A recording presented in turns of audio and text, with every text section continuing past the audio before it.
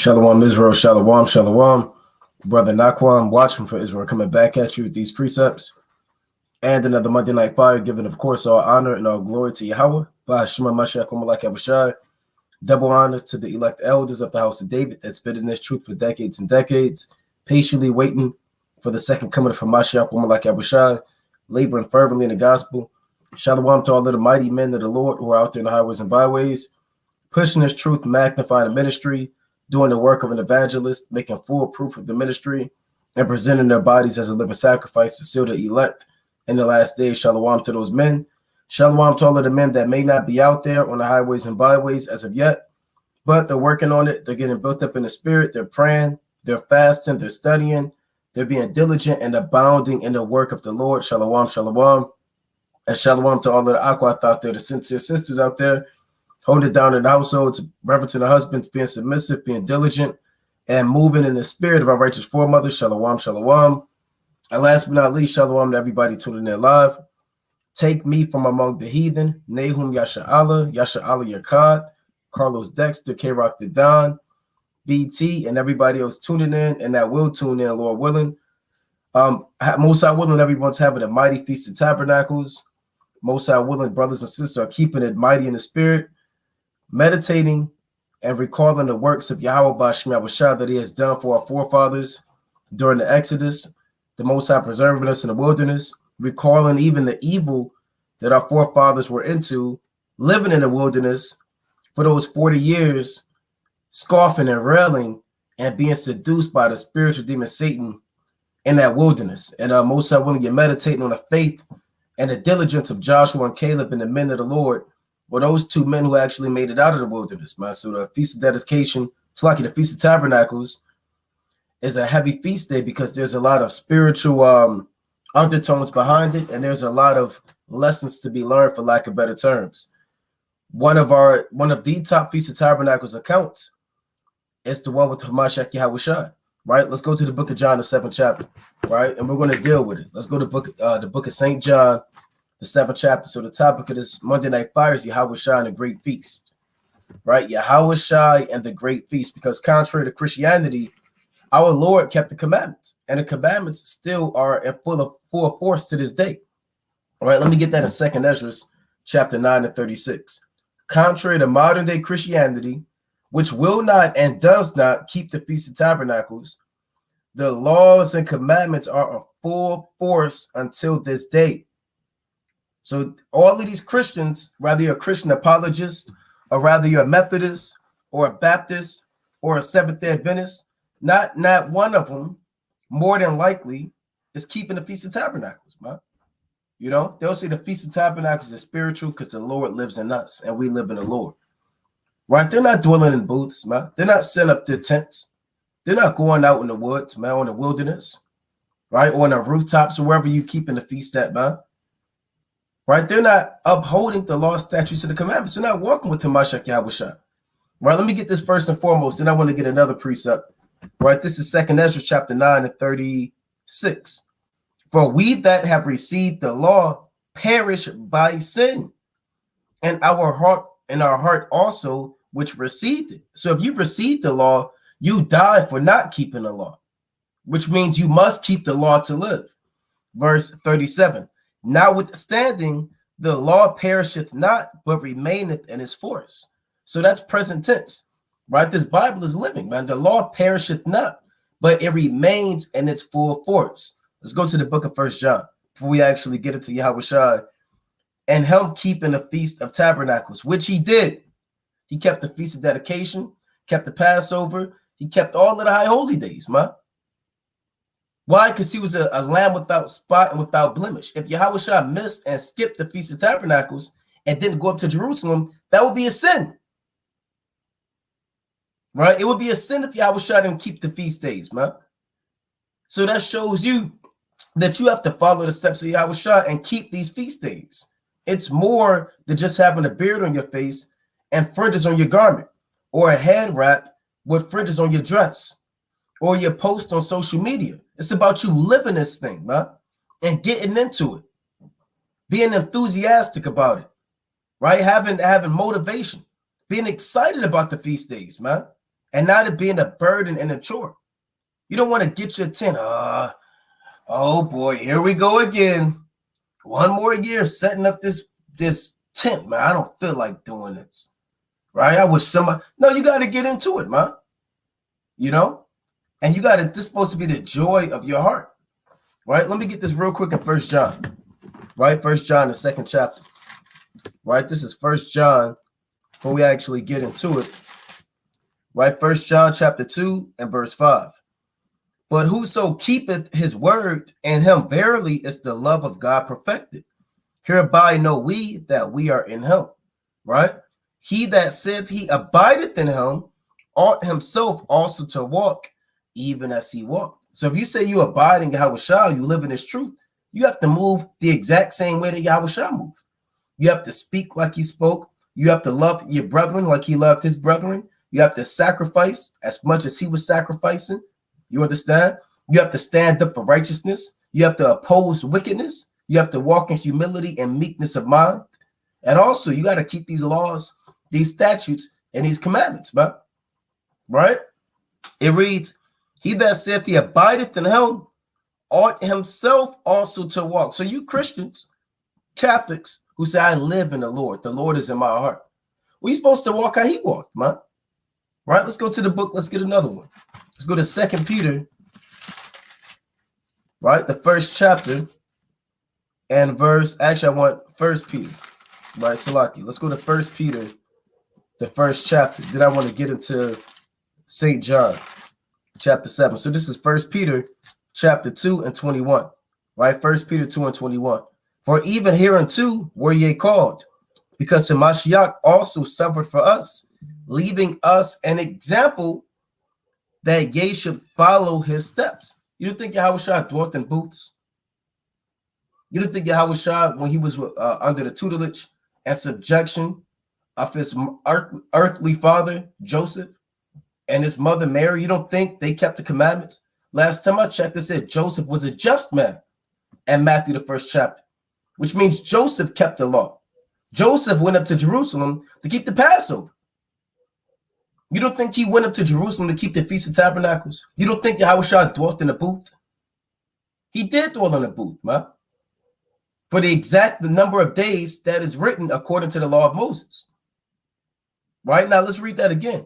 It reads, for hereunto, 1 Peter 2 and 21, were ye called because Hamashiach also suffered for us, leaving us an example that ye should follow his steps, who did no sin, neither was guile found in his mouth. So that's plain upon tables. There's no account of Yahawashi breaking the commandments, as much as the Pharisees and the Sadducees wanted to charge him on sedition, bring charges of blasphemy, bring charges of breaking the Sabbath, bring all these manifold charges against our Lord, man. There is no account of Yahawashi breaking any law, any statute, any commandment, or any ordinance given to him by the Heavenly Father. He's a walking embodiment of the word itself. So if anybody's going to uphold the integrity of the law and walk according to it and all the rights and practices thereof, it's going to be Yahawashi, man. And we're going to go into it in John the 7th chapter on our Lord and the Feast of Tabernacles and the things that he spoke and the things that we have to take heed to, man. Right? I'm going to bring in the mighty brother, right? Shalom, King. Shalom, King. Shalom. Right? So we're going to get right into it. Right? So this is John chapter 7. Right? Let's deal with it. This is John chapter 7 and verse 1.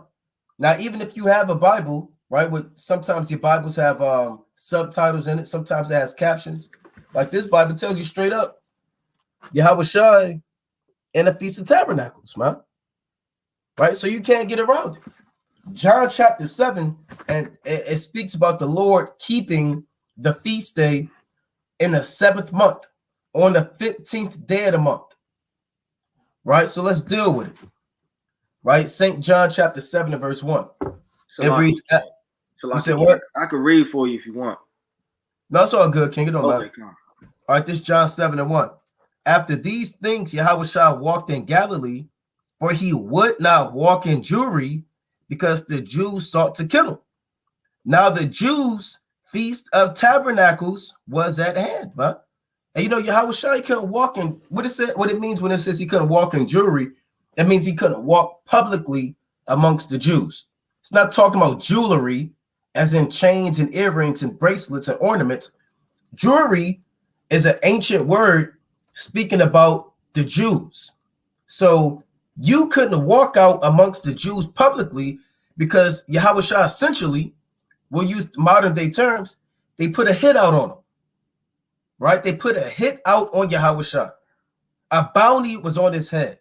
He had a price on his head, for lack of better terms. A warrant for his arrest, if you can understand. So you can't just if you're wanted for murder or wanted for crimes, you can't just go out in public, man. And these guys, they hide their identity. A lot of people could live the life of Yahawashi, man. These guys, they file their damn fingerprints off. They'll shave their beard. You understand it? They'll go in the motel. They'll be peeking through the damn shades in the motel, wondering if U.S. Marshals are going to run by on them. Yahawashi lived a life, man, that him and the apostles, they couldn't walk out publicly. That's how bad it got, man. If they would have saw Yahawashi, they would have killed him on spot. And he has to come up publicly and keep the feast. So this is a big deal right here, man. This is a big deal. Here you have a man wanted to be put to death, but he's going to go up publicly and still keep the feast, man. Right? If you got something right, you can bring it out. I'm just going through line upon line. Con. And I want to touch on that too. It's the book of Matthew, chapter 19 and verse 1, to prove that. And it came to pass that when Yahawashi had finished these sayings, he departed from Galilee and came into the coast of Judea beyond Jordan. So he was teaching all the way to Galilee, all the way down, you understand, to Judea beyond Jordan, man. So the Lord wasn't just in one city, like your so-called modern day prophet. Got that brother just on one corner and he's just shaking the hand. But the Lord traveled throughout, all the cities and all the coasts. It says, and great multitudes followed him and he healed them there. So not only was he out there in the public, but he had mass multitudes of people following him, man. Imagine you out in the streets and you see the Lord and he got damn 100 people with him, 30 people with him, just a mob for real, man. That's a sight to see for real. Don't just think it was the Lord by himself. He had the disciples, and then he also had the sick, the lame, the lowly, the meek, and the men and women that sigh and cry following him to be healed, right? It's the book of Luke, chapter 23 and verse 5. It says, and when they were more fierce, saying he stirreth up the people, teaching throughout all Jewry, beginning from Galilee to this place. So they saying he was stirring up the people, man. What does it mean when you stir up that pot with all of the seasoning at the bottom, man? You have to get into it. You have to really stir it up. They're saying he was out here stirring up everybody because everybody was following the Lord. It was controversy. Men were being healed. Pharisees didn't believe. Some people did believe. It was an uproar, man. It says, and they were more fierce, saying he stirred up the people, teaching throughout all Jewry, beginning from Galilee to this place. And that's a model that we have to walk after, man. So you can't essentially just be that man that's just on that one corner shaking the hand. There's Jews throughout all the world, man. You understand, in different cities, different coasts, we have to be walking in the spirit of our Lord Yahawashi to do the same. You got it. Right. And I want to touch on, a lot of times, when we read the Bible, we read the scriptures, we don't, take into account the reality of this situation, man. This is like I said, this is a big situation right here, man. He's wanted to be put to death. How many men, if they saw their face on Instagram, Twitter, CNN, MSNBC, and you are wanted to be put to death, not for murder, or not just to be locked up, or not just, to pay a fine. I mean, to die. Right? And then you got to come out publicly at the same spot where these men want to kill you, man.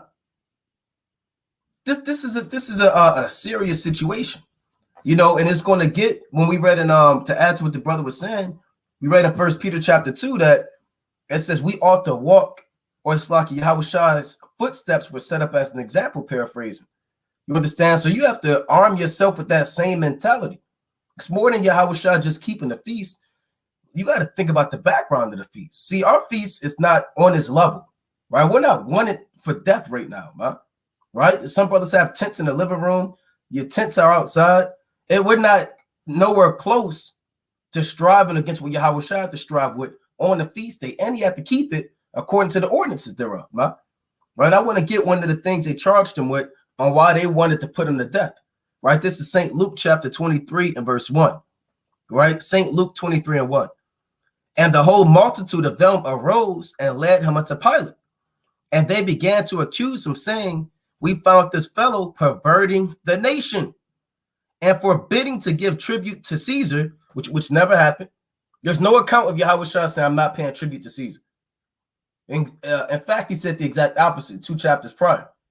Right? He said, render to Caesar the things that be unto Caesar's, and to God the things that be of God's.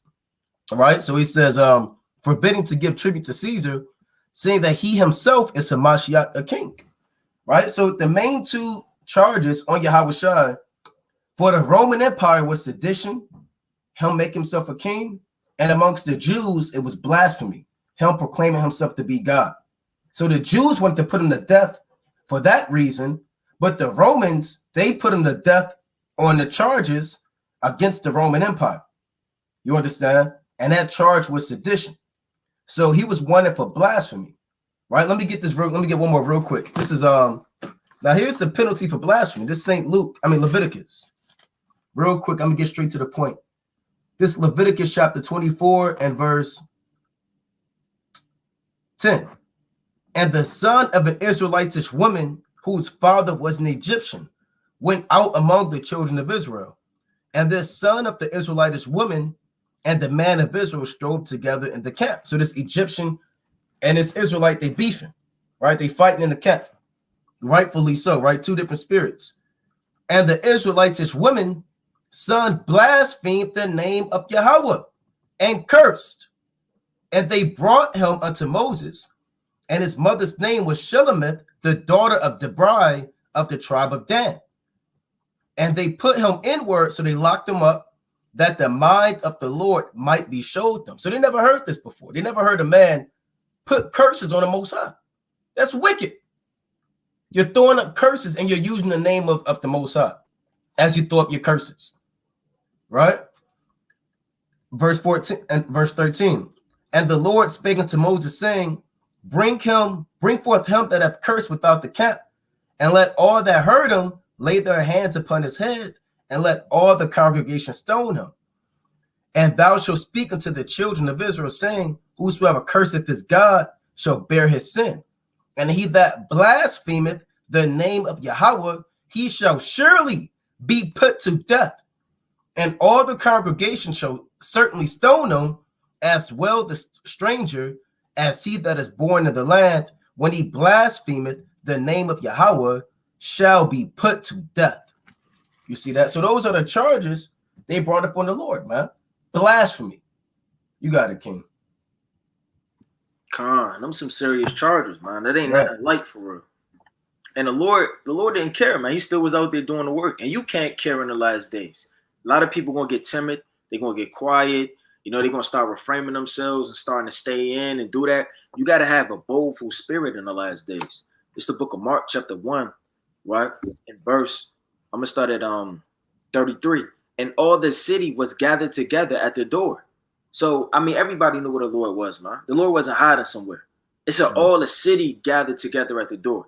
Now, if you're the prophet at the town and you want to so-called have a low profile, whatever the case may be, you may duck in and kind of duck out and be real synonymous and quiet, man. The Lord wasn't like that. It says, and all the city was gathered together at the door, and he healed many that were sick of diverse diseases, and casted out many devils, and suffered not the devils to speak, because they knew him. Right? Jumping down to verse number 37. And when they had found him, they said unto him, all men seek for thee. So it says all men seek for thee, man. Everybody was looking for the Lord. Now, if you see so-called Denzel Washington at a so-called mall, everybody would go crazy. It'd be a stampede. Everybody be running, knocking over stuff. They got a so-called Black Friday sale. You got people snatching stuff and ripping down stuff and curtains, and everybody's getting trampled underfoot. These are sales and carnal people. How much more the Lord, man? If the Lord was somewhere right now on the earth and the saints knew about it, everybody will go mad and everybody will start running and chasing like they did in Luke, the 5th chapter, right? It says, and he said unto them, let us go into the next towns, that I may preach there also. For therefore came I forth. So he said, not only am I going to be in this town, but I'm going to go in the next town, and the next town, and the next town, preaching the gospel. So the Lord had a very bold spirit, and he wasn't hiding from anybody. And just like in like fashion through the spirit of Yahawashi, of course he was going to go up to the feast. The Lord's not hiding from nobody. He created all of those men. He knows their mind and what they're thinking. He knows the manner of spirit they're in before they even bring forth an action, man. So the Lord said, not only am I going to be in this town, but I'm going to go in the next town, and the next town, and the next town. And they had hits on them like the brother was bringing out when you read Luke, the 23rd chapter, verse 5 all the way down, all the way from Galilee to Judea, man. He was a winning man. And the Lord didn't care. He still was going to town to town to town, preaching the gospel with multitudes with him. Con. And you know, that kind of lays that background behind it. Now I'm gonna read on, right? This Luke 7:2. Now the Jews, it's like your St. John 7:2. Now the Jews' Feast of Tabernacles was at hand, and brothers should be keeping the Feast of Tabernacles right now, right? Should be keeping the Feast of Tabernacles. Reading on. His brethren therefore said unto him, depart hence and go into Judea, that thy disciples also may see the works that thou doest. For there is no man that doeth anything in secret, and he himself seeketh to be known openly. If thou do these things, show thyself to the world. For neither did his brethren believe in him. So they're scoffing, man. If you're supposed to be some son of God, why are you in front of us, man? Why don't you show everybody? Right? Why don't you show it? If you really the son of God, what you hiding for, man? Why don't you show everybody? Right? Do this stuff in front of the world, man. Right? Because they was envious of him, man. Now, Yahawashi had 4 brothers. He had James, who was a disciple. He had Jude, which was a disciple or an apostle. He had Joseph, who didn't believe. And he had Simon, who didn't believe. 2 brothers didn't believe. 2 brothers did, man. So they started scoffing on him. Now, a lot of brothers, they think they got it. You know, you're going through this own thing on your own. Your family's against you. Yahushua's family was against him. You know, that's equivalent to you having spiritual power and you showing your brothers, look what I can do. Look what the Most High showed me. Like Joseph. Joseph told his brothers, I have a dream. And they started getting envious, man. What does this dreamer have to say? Why don't you show everybody your dream? Why don't you see if everybody believes you, man? See how they are receptive towards this, man. Hoping that people railed against him, man. And carried that same envious spirit that his brothers did, man. I want to get a quick precept, right? Let me go to St. Mark, the 3rd chapter. So it's the Feast of Tabernacles, and he's dealing with demons. Dealing with demons, man. Yahawashi wasn't just sitting in the tent scrolling on his phone, man. His life is hanging in the balance, right? His brothers want him dead, right? And they're railing on him. This is St. Mark chapter 3, and see if I want to get this real quick. Salakia. 3 and 31, right? St. Mark chapter 3 and 31. Then came his brethren and his mother, and standing without unto him. Salakia, bear with me. This is not what I want. You got it, King. I'm gonna find this precept. I got it. I found it. Okay, come. All right, Salakia. This is St. Mark chapter 3 and 20. And the multitude coming together again, so that they could not so much as eat bread. Right? And when his friends heard of it, which are his brothers, that's what it really means. They went out to lay hold on him, for they said he is beside himself, man. So they went to grab him up, man. They went, his own family went to lay hold on him, meaning yoke him up. You ain't teaching no damn body, right? And they said, you're crazy, man. And they was going to take him somewhere. It doesn't say where they was going to take him or what they was going to do, but they say he's nuts, a madman. You're in the court. You got the devil on you, right? You're moving like the spiritual demon Satan. They want to put hands on him, huh? And we've heard stories and we've told stories of sons getting stabbed by their fathers. Real life, huh? One son actually got stabbed in the back by his father with a knife, and he fell down the stairs and got a concussion. All right, we all the time, huh?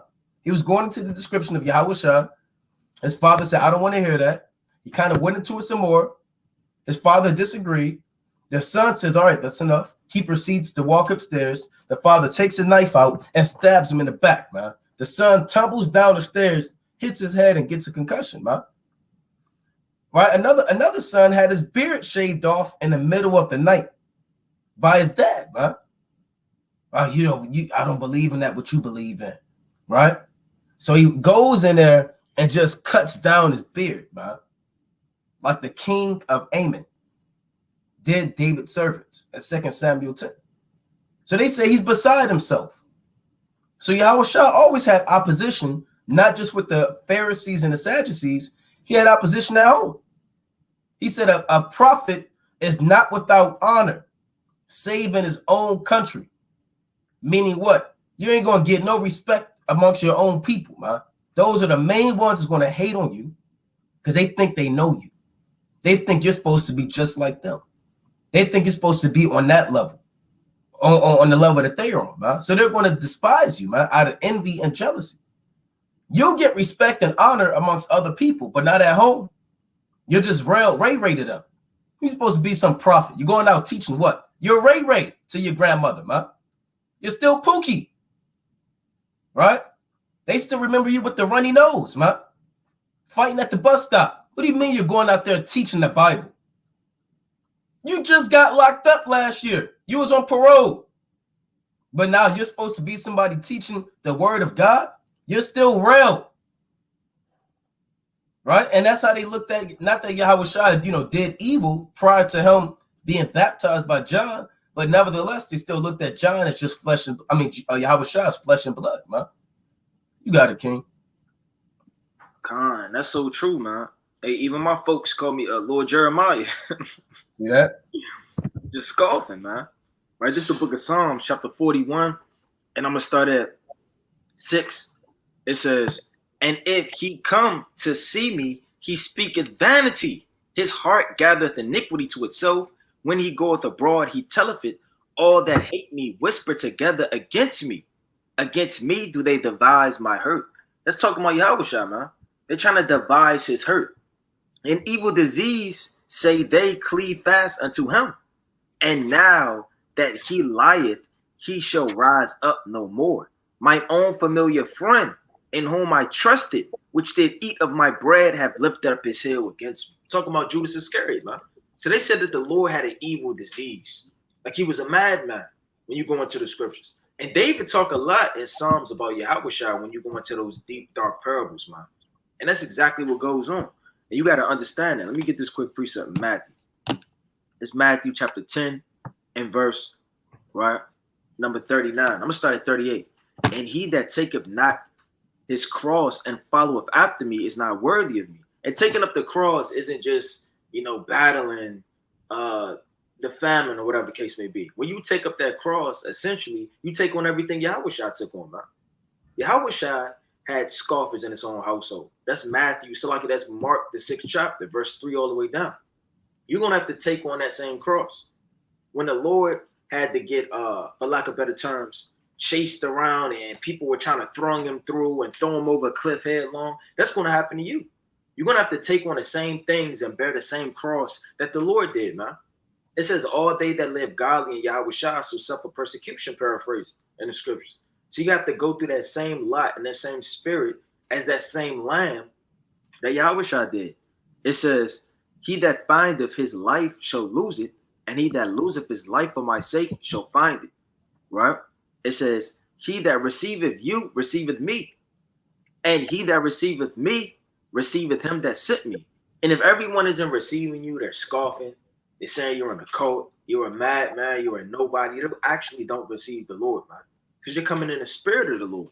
"He that receiveth a prophet in the name of a prophet shall receive a prophet's reward, and he that receiveth a righteous man in the name of a righteous man shall receive a righteous man reward. And whosoever shall give to drink unto one of these little ones of a cup of cold water only in the name of a disciple, verily I say to you, he shall in no wise lose his reward." So the Lord is only speaking to the elect and the men that know him.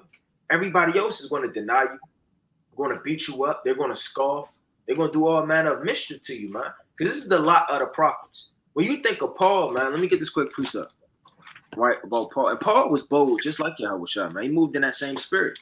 Let me get this quick precept in Acts. It's the book of Acts chapter 28, right, in verse number 17. And it came to pass that after 3 days, Paul called the chief of the Jews together. And when they were come together, he said unto them, men and brethren, though I have committed nothing against the people or customs of our fathers, yet was I delivered prisoner from Jerusalem. And Paul didn't go off, man. There's no account of Paul after he came into the knowledge of Yahawashi going against the ordinances and being a nigger, man. So the same way Paul was unjustly accused, Paul was unjustly chased, Paul was unjustly beaten, chastised, the same way the Lord was, man. It says, or customs of our fathers, yet was I delivered prisoner from Jerusalem into the hand of the Romans. So the same thing, how Yahawashi got delivered up to the Romans, you understand, is that bland, perfect, without spot and without blemish, the same way you see throughout the scriptures, one thing in common, the prophets following that same spirit. So what's going to happen in the last days? Who are the modern day Romans? The so-called white man, Babylon, man. We're going to get delivered up. It's the same thing repeating itself. The Lord said there is no new thing under the sun. It's the same prophets back on earth, and it's going to be the same judgments and the same innocent men that are going to have to suffer these same penalties our forefathers did. You got it. God. And you know, the Apostle Paul got charged with sedition. A lot of them got charged with overthrowing the Roman Empire. You know, and like the brother said, these things are going to befall us. Our life is patterned and molded in Yahawashi, man. Right? You're supposed to drink of that cup. Let me get that in St. Matthew, real quick, chapter 20. Right? Your life is patterned after the life of Yahawashi. And that's for good and for so-called bad, what the world calls bad, man. Right? St. Matthew chapter 20 and 22. But Yahawashi answered and said, ye know not what ye ask. Are ye able to drink of the cup that I shall drink of, and to be baptized with the baptism that I am baptized with?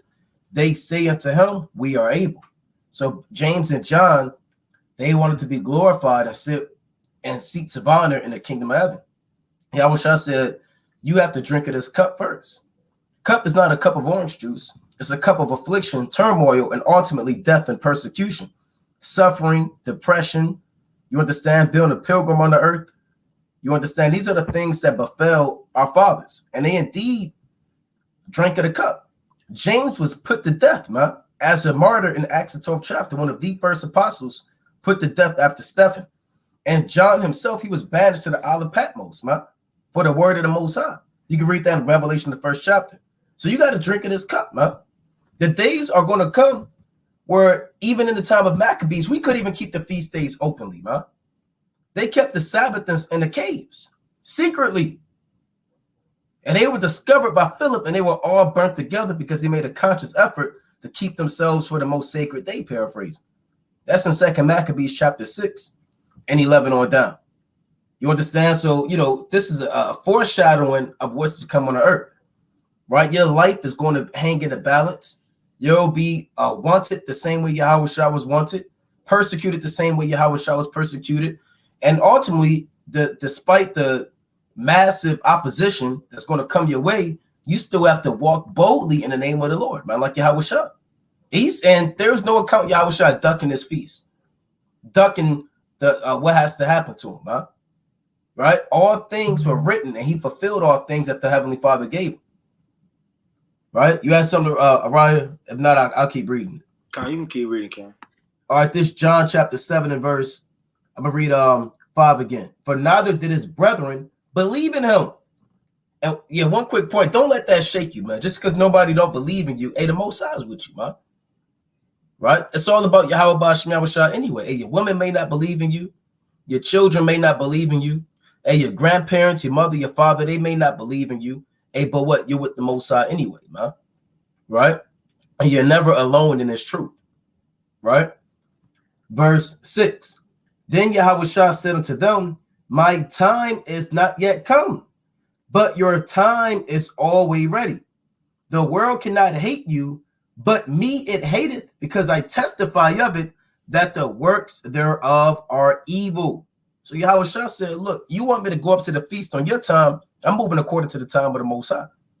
Right? I'm not seeking to be famous and seeking this glory like you want me to seek, man. Your time is always ready, man. That's what he told his brothers, man. Look, you can come into this thing and you can repent and you can come and serve the Most High. But you want me to move on your time, I'm moving on the time of the Most High. And Yahawashi told him, the world cannot hate you, but me it hateth because I testify of it, that the works thereof are evil.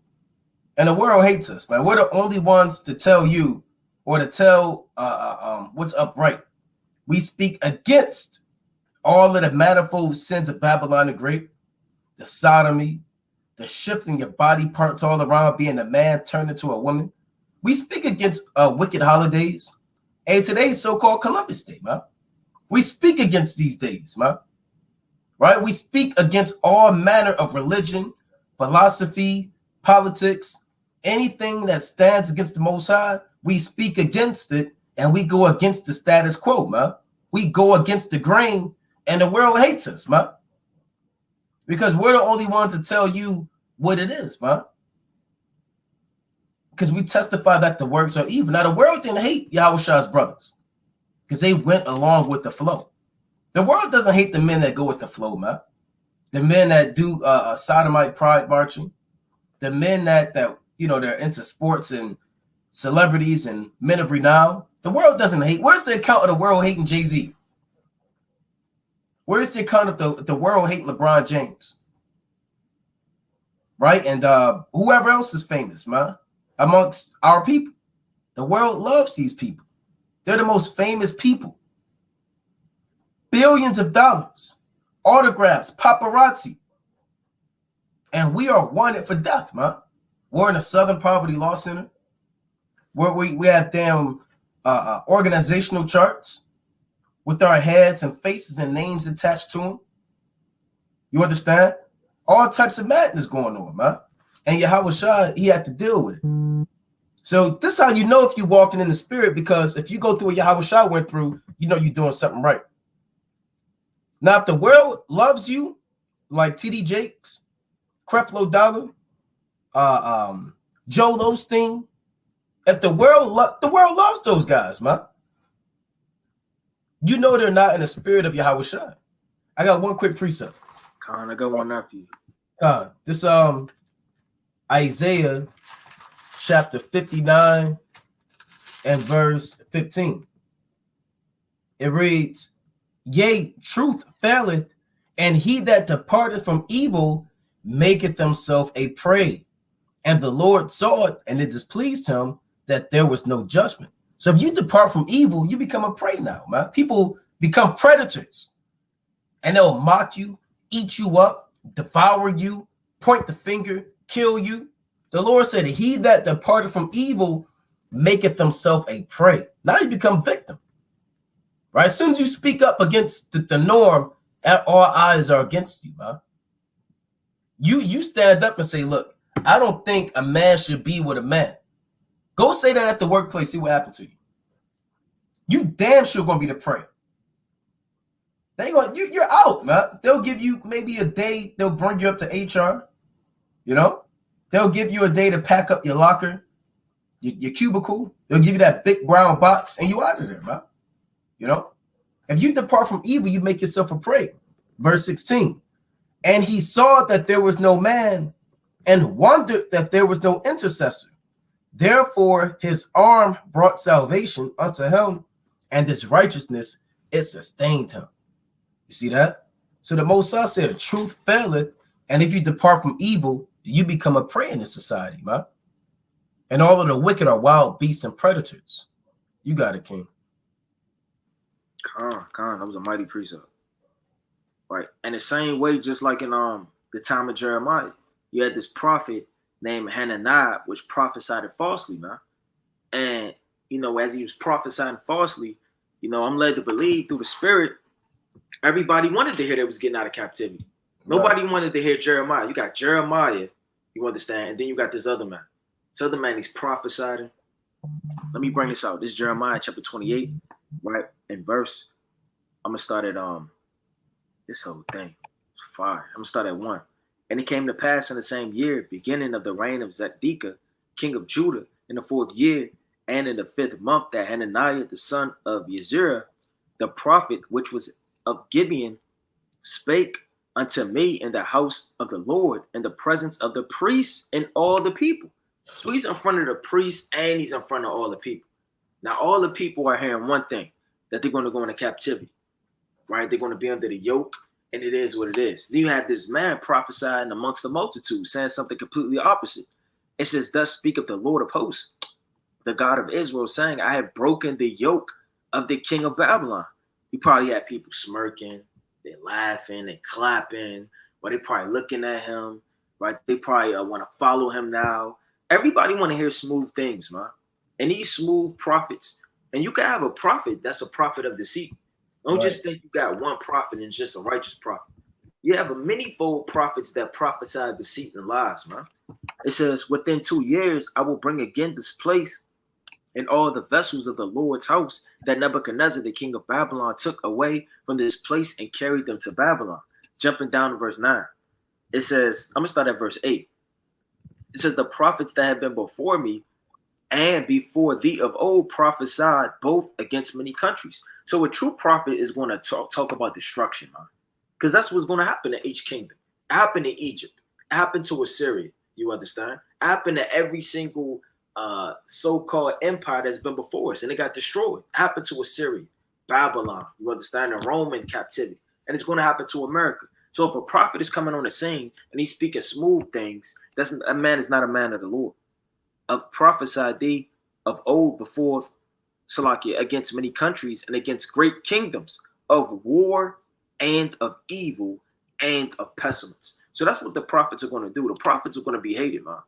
They're going to be thrown back and forth. They're going to be persecuted, right? They're going to be they took Mark and they ripped him in half with 2 horses. Matthew, he got stabbed in Ethiopia. So when you go into the account of the 12 and the disciples and the men of the Lord, how they died gruesome deaths, man. Right? You got Andrew, he got whipped by soldiers. All of these men, they were hated of all men. And as they went out to teach the word and evangelize through the spirit, you know, their demise came. So nobody's going to greet you with a hug and a kiss and say how they missed you. And the prophet of old is in the city. What they're going to do, you're essentially speaking against the laws. And this society is so, gotta watch your words on this thing, man. It's real sweet and soft. Yeah. And they have watered the minds of the simple, right. Man. And now everybody thinks that it's politically incorrect. You can't say this. This is going against that. Oh, how could you be so mean? And everybody's watered down to the American dream and philosophy, man. It says, the prophet which prophesied of peace, when the word of the prophet shall come to pass, then shall the prophet be known that the Lord had truly sent him, man. And the same thing when you read Amos, the 7th chapter, let me get this quick precept. They wanted to kick Amos out the city, man. It got so bad, they wanted to kick him out the whole city because of what he was essentially saying. And you don't essentially hate the prophet on a deeper level, you hate the Lord. Because if somebody's a messenger, they got the phrase in the world, don't shoot the messenger. The messenger don't even know what the hell is going on. He just got the scroll in his hand. He's on the horse, literally, coming into the city, passing the message, and then the king, he get the message. He reads them, and he gets angry, and he kills the messenger, man. Now, essentially, all we're doing is prophesying the words of the Lord. These aren't our words. I didn't write these things. Nobody came up and we added this book. This is essentially the words of Yahawashi. And the Lord says, those my enemies that would not want me to reign over them, paraphrasing, bring them hither and slay them before me. So essentially, everybody is coming against the prophets, the elders, the disciples, and the men out there on the highways and byways. They're going to be destroyed. It's the book of Amos, chapter 7, verse 10. Then Amaziah, the priest of Bethel, sent unto Jeroboam, king of Israel, saying, Amos hath conspired against me in the midst of the house of Israel. There's no account of Amos conspiring against him, man. This is an evil suspicion. Right. This is just this man being overthrown because he don't want to hear what he wants to hear. So he feels like he's being overthrown and lied to and conspired against, man. Nobody came with a secret counsel against this man. It says, the land is not able to bear all his words. Meaning everybody's stopping their ears. They're running in the house. They're scared. They don't want to hear this, man. They're getting sick and tired of the words of the Lord, man. This is the land wasn't able to bear it. And essentially, if the land don't want to hear the words of the Lord, this land is going to be destroyed. It says, but thus Amos said to Jeroboam, shall die by the sword, and Israel shall surely be led away captive out of their own land. And no king wants to hear that his empire is going down. Now, this is our king. But nevertheless, you're going to have what? The kings of this world. Nope, they don't want to hear that their kingdom is going down. And we're prophesying their destruction. And we're prophesying these buildings and their society and their currency going all the way down. They don't want to hear that. And they don't want to bear, just like the days of old, the land. And they're going to shut it down. They're going to shut down freedom of speech. And then it's going to be what? A famine of the word. What you got? Con. And, brothers have to take advantage of this word while you can, man. Right? Take advantage while you can. And the world, when it says the world cannot hate you, but me a hater, because I testify of it that the works thereof are evil, you have to be in that same spirit, man. You can't be afraid to speak up against what's evil, man. If it's evil and it's off, say it. A lot of brothers, you're too shy, scared. You don't want to rub anybody the wrong way. Well, that's what the prophets do. They rub people the wrong way, man. Like the brother said, it's not even their words. They're just the messengers, right? They show you that in that movie 300. If you've seen 300, the guy who came, tall guy, and he came and he delivered the message. He said earth and water, right? He came on behalf of King Xerxes. He said earth and water. Now, he was just a messenger. Even though he came in proud and bold and whatever. Hey, look, he just came and said earth and water. And then, when King Leonidas was about to slay him, he said, I'm basically pleading, said, look, I'm just a messenger. And then, guess what, man? We know what happened after that. If you don't know what happened after that, you can check it out. But it was essentially against, what's the word I'm looking for? Against war tactics or warfare ethics to kill a messenger. Right? That nobody did that, man. But our people are off, man. Even Moses and Aaron, they said, who is Aaron that you conspire against him, that you murmur against him? Because they was murmuring against the Most High. Now I'm going to read on this John chapter 7 and verse 8. Go ye up unto this feast. I go not up yet unto this feast, for my time is not yet full come. When he had said these words unto them, he abode still in Galilee. But when his brethren were going up, then went he also up unto the feast, not openly, but as it were in secret. Then the Jews sought him at the feast and said, where is he? And there was much murmuring among the people concerning him. For some said, he is a good man. Others said, nay, but he deceiveth the people.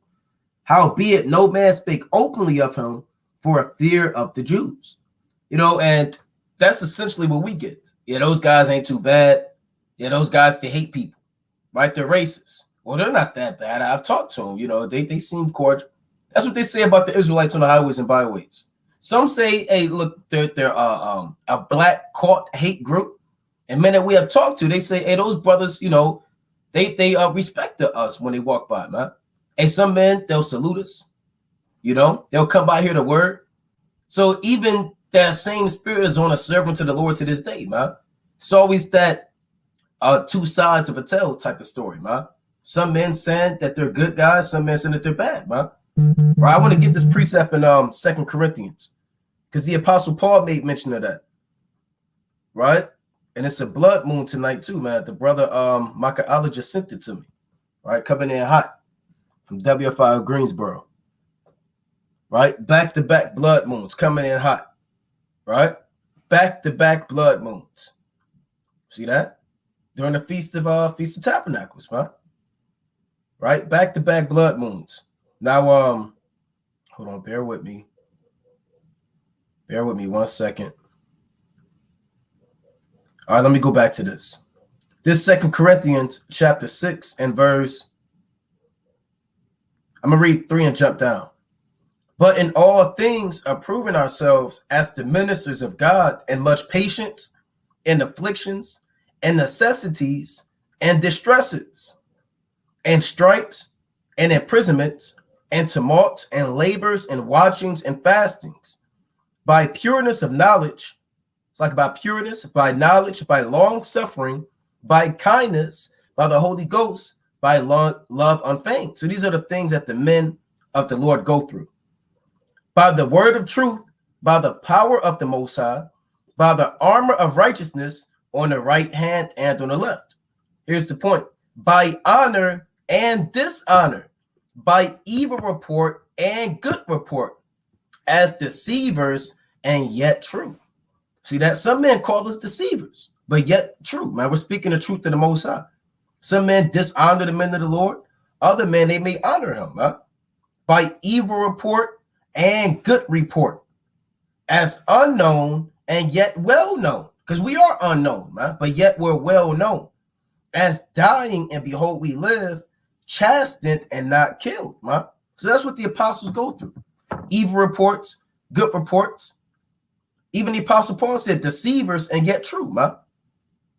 You know, so those are some of the things that Yahawashi had to deal with. Some men, they loved him, and some men, they hated him, huh? You know? You have something else you want to keep going? We can keep going. Verse, St. John chapter 7 and verse 13. Howbeit no man spake openly of him for fear of the Jews, right? And we don't give a damn about the fear of the Jews. You're going to speak openly of Yahawashi. We don't care what nobody has to say about it, man. Verse 14. Now about the midst of the feast, Yahawashi went up into the temple and taught. And the Jews marveled, saying, how knoweth this man letters, having never learned? Yahawashi answered them and said, my doctrine is not mine, but his that sent me.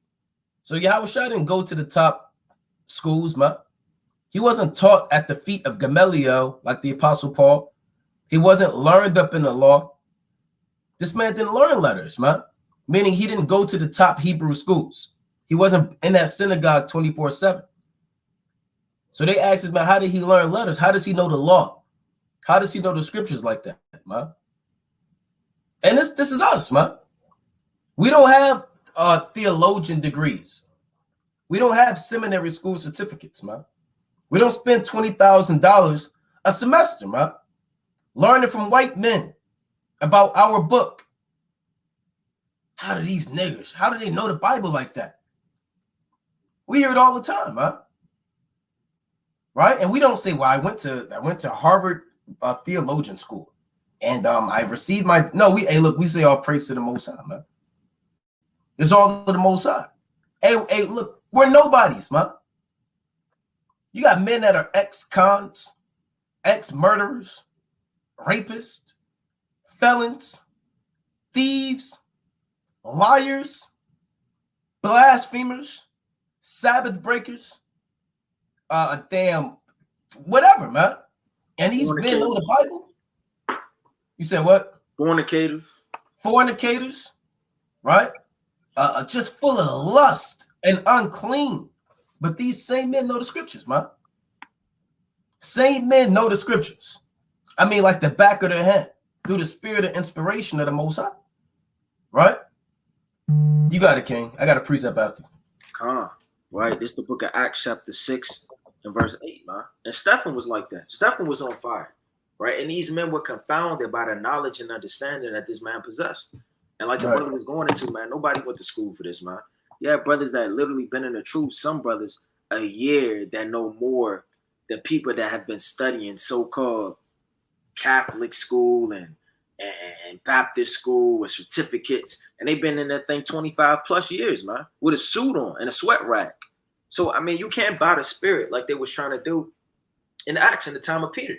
This man was trying to buy the spirit. He was like, oh my gosh, paraphrasing, I need this power. You can't get it, man. It's a gift from the Most High.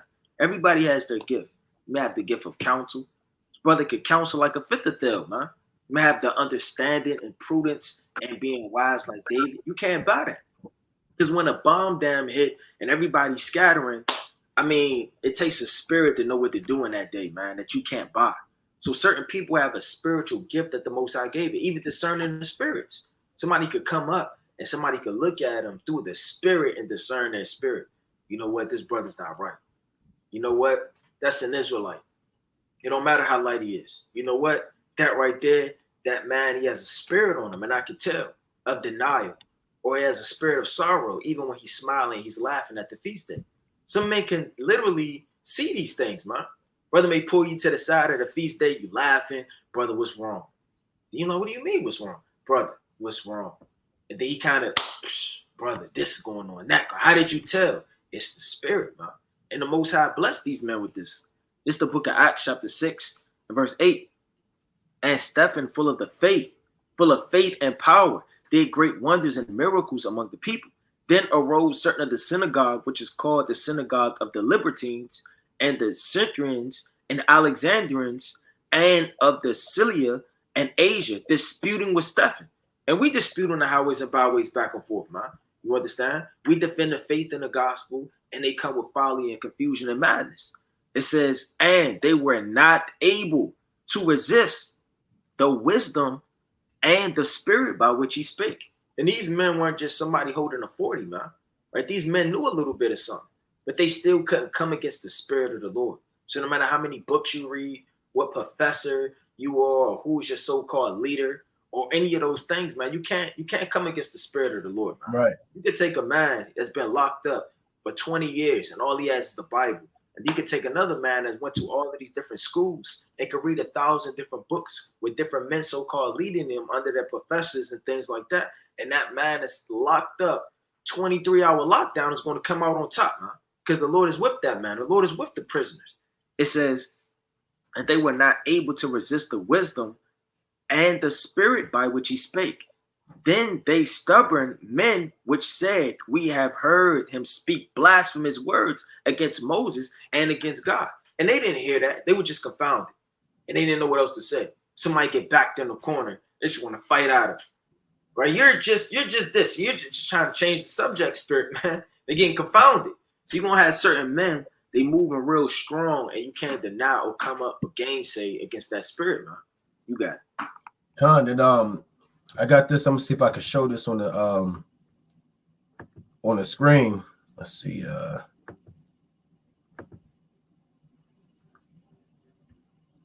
Bear with me. Now this is can you see it? Con. Now this says the top 10 evangelical seminaries in the US. Find your degree. Now I bet my bottom dollar that any man that's now predominantly what they call One West, any man that teaches on the highways and byways, 99.9% of them have never went to these top 10 evangelical seminaries in the US. Find your degree. What did the Most High tell us to find our degree?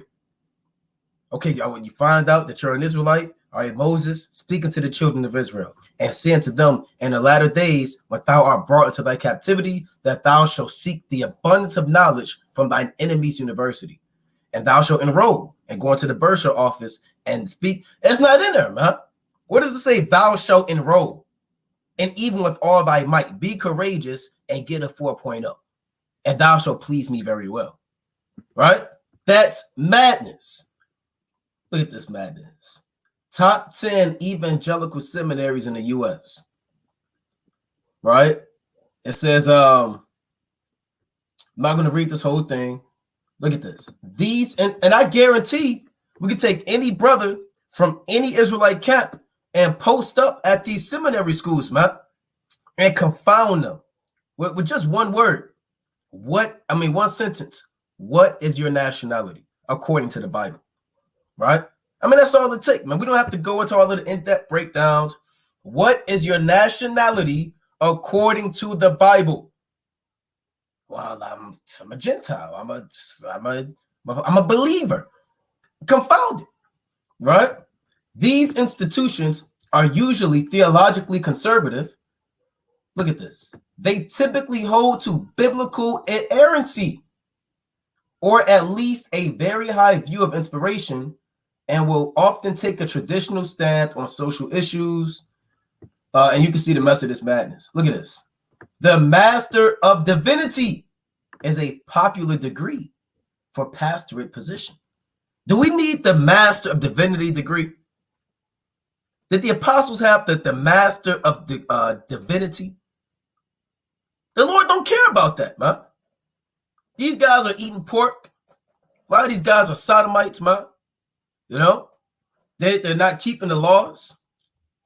They're paying tens and thousands of dollars for the Master of Divinity degree. Right? I'm gonna read a little bit more. This degree usually requires biblical languages, Greek and Hebrew, as well as mission and preaching courses. I wonder how that class is. Preaching courses. Boy, madness, man. The Master of Theology, you know, in my high school, on a quick side note, man, we had a theology class. You know, I had to go to a theology class for 3 years, man. Taught by Sister Rita. Sister Rita and Father Jose, right? Now, Sister Rita, I remember this one quick side note. They was going into Matthew, the 21st chapter, and they were talking about the cursed fig tree. And they're I don't know why the Lord cursed the fig tree. Nobody knows, right? It's just one of the great mysteries of God, the cursed fig tree. And it was like a big deal, man. Right? It was a big deal that Yahawashi cursed the fig tree. And they said that's not like him, you know, that Jesus isn't really like that. That just shows you. So they were coming up with this whole big thing, man. You know? And I didn't learn that one thing 3 years of that madness, man. Right? But it reads the Master of Theology. And I want to meet the Master of Theology. We want to deal with them on the highways and byways, especially if it's a Jake. If it's an Edomite, then hey, look, the hell with him. But if it's a Jake, which I highly doubt, then we want to deal with him, huh? Right? And build them up. The Master of Theology often requires less hours and is more of the academic track, possibly to start a PhD program. Right? So they proceed to give you all these universities, one in Dallas, Pasadena, California, another one in California, Kentucky, Pennsylvania, Massachusetts, Illinois, one in Lynchburg, Virginia. Right?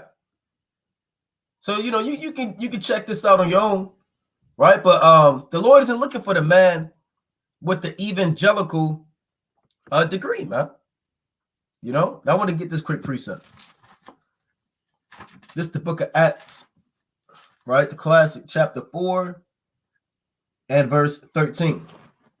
Now, when they saw the boldness of Peter and John and perceived that they were unlearned and ignorant men, they marveled and they took knowledge of them that they had been with Yahawashi. So they looked at Peter and John and said, look, these, they don't sound educated. They're from Galilee. Hey, Peter and John was from the hood. I don't know if anybody told you, but Peter, John, James, Andrew, Yahawashi, they was all from Galilee, man. Uptown, right? And they was in the trenches. They didn't go to the top. They wasn't like the Apostle Paul, you know, or like Silas. Those men were Roman citizens, man. They came up wealthy. Some of these men grew up in the house of Herod, right? When you read the epistles, man. So guess what? They got confounded that these men knew so much, man. They say, shouldn't y'all be in jail? You learn.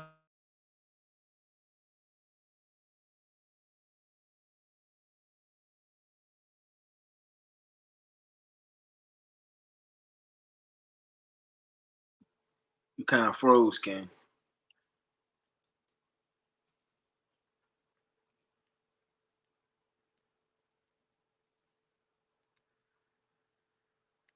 All right, I'm gonna bring out something to the brother get back. All right, this is the book of Acts, chapter 17, in verse, right, number 1. It says, now when they had passed through Ammonopolis and Apollonius, they came to Thessalonica.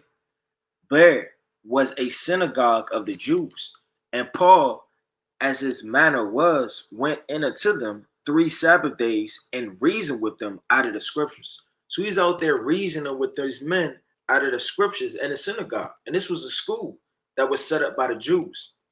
So if you coming into this thing and men are out there teaching, and you got Paul disputing with these men in the synagogue, it says opening and a line that Yahawashi must need have suffered and risen again from the dead, and that Yahawashi whom I preached unto you is Christ.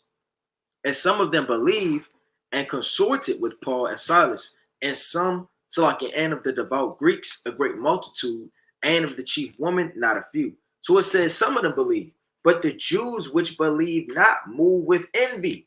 So you have certain people with envy that be moved when you out there teaching, man. And they're coming up with a different doctrine. They're coming up with a different understanding, and they're out there disputing with you against the gospel. That's why Paul said, great was my boldness of speech when he was out there teaching, because he had certain men that he was going against. And you got to be sharp in this thing. You don't want somebody to come up and confound you, and you the representation of the Most High, man. It's real deep on a spiritual level. You the face of the truth. So when you out there teaching, the knowledge that you bring forth cannot be disputable, man. You got to be on fire. You got to be ready and apt to teach. So any doctrine, any understanding, or any so-called philosophy could get cut down so you can magnify the name of the Lord, man. It said, but the Jews which believe not move with envy, and they ain't believe in the Lord. So they was probably sitting up in that thing, listening to Paul, right, scoffing within themselves. Man, we're going to attack him. We're going to cut that down. Yahawashi is the word. Let's stop this doctrine. It said, but the Jews which believe not move with envy, took unto them certain lewd fellows of the base sort. So essentially, men that scoff, they're going to resort to their kind, and they're going to take the basis of fellows. That's why when you see a scoffer, they're always drunk. Then another one's a homosexual, or another one's a thief, or a liar, or a murderer, or a fake gangster. And they're all resorting to their sort. They're just lewd fellows, man. And they're all banding together. You literally had a scoffer, right? That he came up and he was singing damn Jesus song, and then another one come out of nowhere, and they both started clapping and dancing together, man. They don't know each other from a can of paint. They didn't link up and say, well, at 5:30 we're gonna come out, we're gonna sing the same song. They're just a base, a fellow of sort, and gathered a company and set all the city in an uproar and assaulted the house of Jason and sought to bring them out to the people. So the whole city was in an uproar over Paul in the synagogue teaching the truth about Yahawashi. And men don't want to hear that. And it stirs up those men, and all hell breaks loose with sedition, man. So essentially, man, when you out there on the highways and byways, like Paul and our forefathers, you got to be apt to teach. You got to be diligent. You got to be strong. And you can't be fearful in this thing. But you got to, Ken. Con. And yeah, we can go back to John the 7th chapter, man. So, you know, like Yahawashi, like it says in John chapter 7, and going back to it, they actually marveled at Yahawashi, right? John 7:15, and the Jews marveled, saying, how knoweth this man letters, having never learned? You know, one more point I was saying, like the apostles, the Lord deals with the lowly, right? That's how the Most High deals with. He's the God of the underdog, for lack of better terms, man. He roots for the underdog. He raises up the lowly.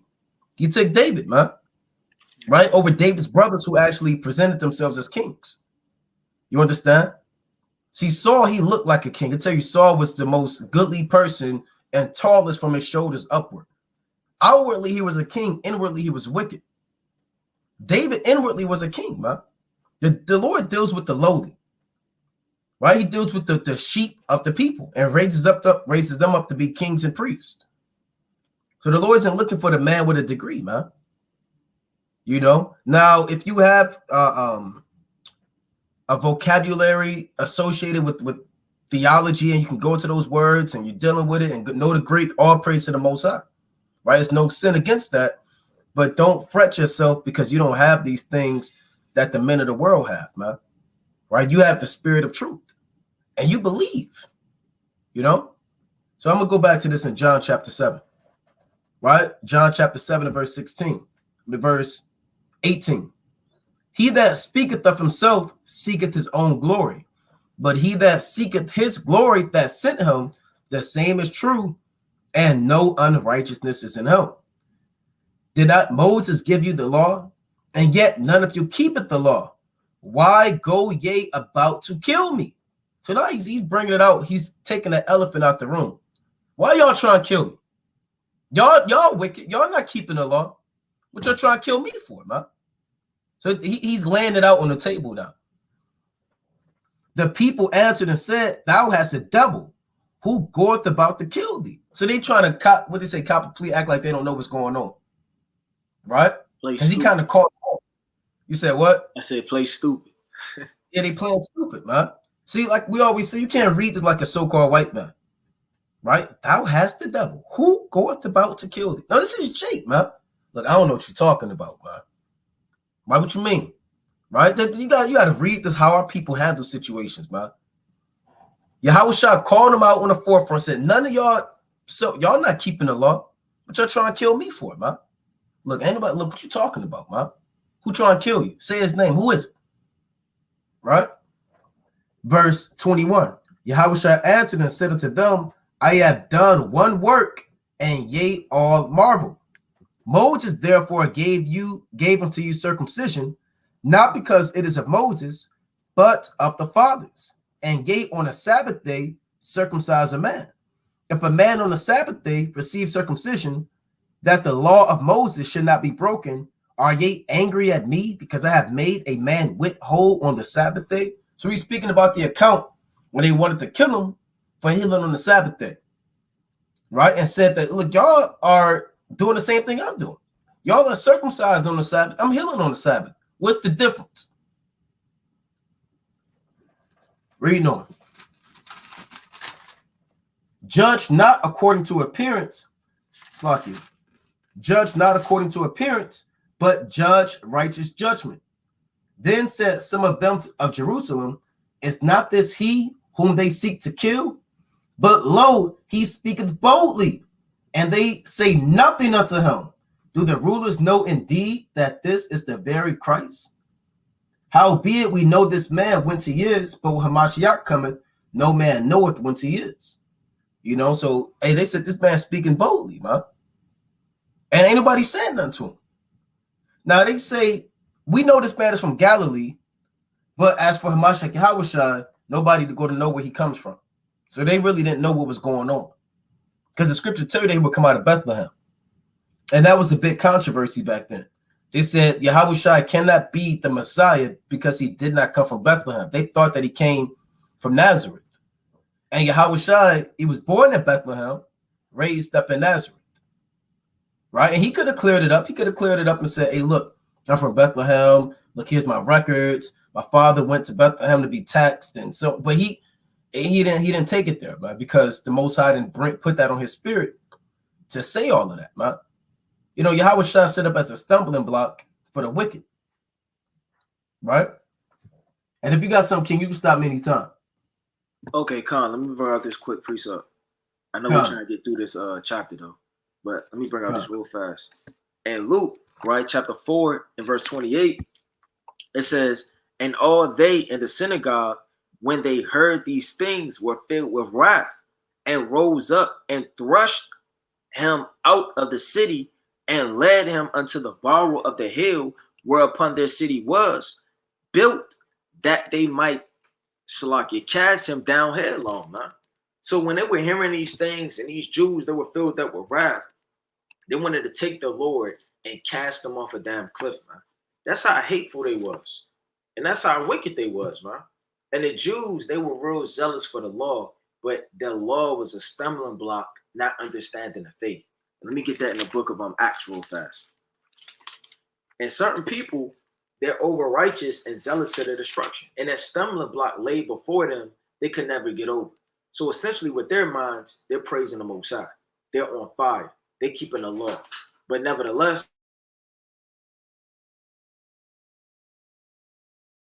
but you got it, brother.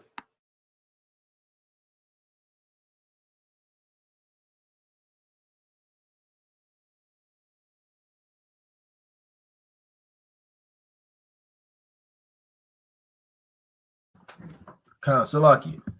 Kind of like we were saying that when you go back to John the 7th chapter, you find out that Yahawashi didn't really give the details of his records, his genealogy, or his birth. So they didn't really know if he was the Messiah or not. Some men believed on him through faith, but in terms of his records, nobody really knew. You know, so let's go back to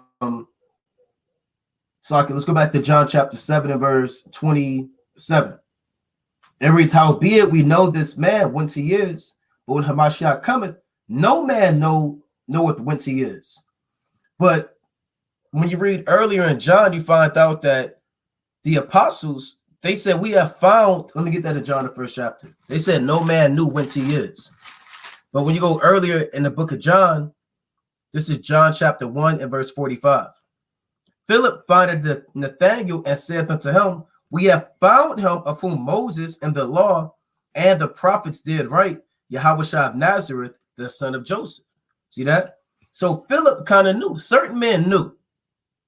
Right? They knew that Yahawashi was indeed Hamashiach. But a lot of men, they didn't know. Right? They wasn't on that level. Rather, they were unlearned, or rather, the Most High, ultimately, the Spirit wasn't dealing with them. Now, when you read on in John chapter 7 and verse 29 or 28, it reads, then cried Yahawashi in the temple as he taught, saying, ye both know me and know whence I am. And I am not come of myself, but he that sent me is true, whom ye know not, meaning the Heavenly Father. But I know him, for I am from him, and he hath sent me. Then they sought to take him, but no man laid hands on him, because his hour was not yet come. Right? So they wanted to kill Yahawashi, but it wasn't time. And that can happen, man. The Most High could put the Spirit on an individual to want to do something to you. But you never know how the Most High delivered you from that situation, because your time has not yet come. There may have been plenty of times, we had plenty of threats, man. When men say, I'm going to come back, I'm going to air this place out, I'm going to do so-and-so. Hey, our time has not yet come, man. If it came, it would have went down already. So every brother has a time. Rather you're going to be martyred, or rather you're going to deal with persecution. They wanted to kill Yahawashi, but it's not up to man. It's up to the course. The course of life is set up, predestined by the Most High. So there have been plenty of times when men may have wanted to kill us, man, for doing the work, or teaching, or Esau wanted to deliver us up, or they had the great opportunity, but maybe their technology failed, or something didn't work, or the weapon jammed, or whatever happened. It was all of the counsel of the Most High, because there's a set time for the men of the Lord to be delivered up. You understand? There's a set time to be put to death. There's a set time to be arrested. There's a set time for everything. And as much as they want to kill Yahawashi, throw him off a cliff headlong, he passed through. Right? They want to damn stone him. He disguised himself. There have been plenty of times they want to kill Yahawashi, but his hour did not come, man. You know, you got it, King. Con. And that's spiritual, man. You know, like the brother was bringing out, you never know what in the world you was faced with that the Most High saved you with, man. It's been plenty of times, you know, my car done swerved and the Most High protected me. Or a wind will hit the car and your car jerk, or whatever the case may be, man. And God knows what is going on and happening around you through the angels protecting you. And you have certain other spirits, you know, trying to kill you, man. And it's literally a battle right above your heads, and you don't even perceive it, man. And the angels, they're going to literally camp up around them that fear the Lord. So essentially, you have a troop and an army around you everywhere you go. So, I mean, whether you're in an alley, whether you're in a different state, or whatever's going on, and you by yourself, just you have to know through the Spirit that you have a band of angels, warriors from the Most High, which is his host, around you everywhere you go. And nothing can happen to you, man, essentially. You know, because the angels are going to prevent those elements and things from happening. Right? This is the book of John, chapter 13 and verse 1. Now, before the feast of the Passover, when Yahawashi knew that his hour was come, that he should depart out of this world. So Yahawashi was on a spirit, and like a strong spirit, to where he knew exactly when his hour was. And the brothers knew that, man, that they would lose their mind. You can't give man that type of spirit and mind now. He'll lose his mind. You got a movie that Esau made called what's that movie? Where it's like the roller coaster ride, then he skipped death. I don't know the name. It was a movie. People were damn beating death, man. You know, they was on the highway swerving, and they were just beating death and laughing in death's face, man. Final Destination. Yeah, Final Destination. Laughing at death's face. Yeah, you want to skip death. You have people mocking death, right? Playing with the swords and eating knives and doing all manner of mischief because they knew they wasn't going to die, man. right? You can't play That's with right. this thing. You can't give that man that type of power when you know when his time is, because he'll start playing, playing, man, right? But Yahawashi, he was on that level. Right. He knew exactly the moment and the time that his hour was, man. It says his hour was come that he should depart out of this world unto the Father, having loved his own, which were in the world, he loved them unto the end. So that's the spirit, man, and that's extremely mighty and strong. How the Most High gave Yahawashi that type of knowledge to know essentially when his hour was. And through the spirit, we don't know when our hour is. And that's why we got to be that much more faithful and on fire to the Most High to be ready to die at any given moment for the gospel. That's right, man. That's right. And I'm gonna read on. Right, this John chapter 7 and 30. Then they sought to take him, but no man laid hands on him because his hour was not yet come. And many of the people believed on him and said, when Hamashiach cometh, will he do more miracles than these which this man hath done? So they said, look, when the real Messiah comes, is he going to do more miracles than this man? And that's the Messiah right in front of him. Reading on. The Pharisees heard that the people murmured such things concerning him, and the Pharisees and the chief priests sent officers to take him. Then said Yahawashi to them, yet a little while am I with you, and then I go unto him that sent me.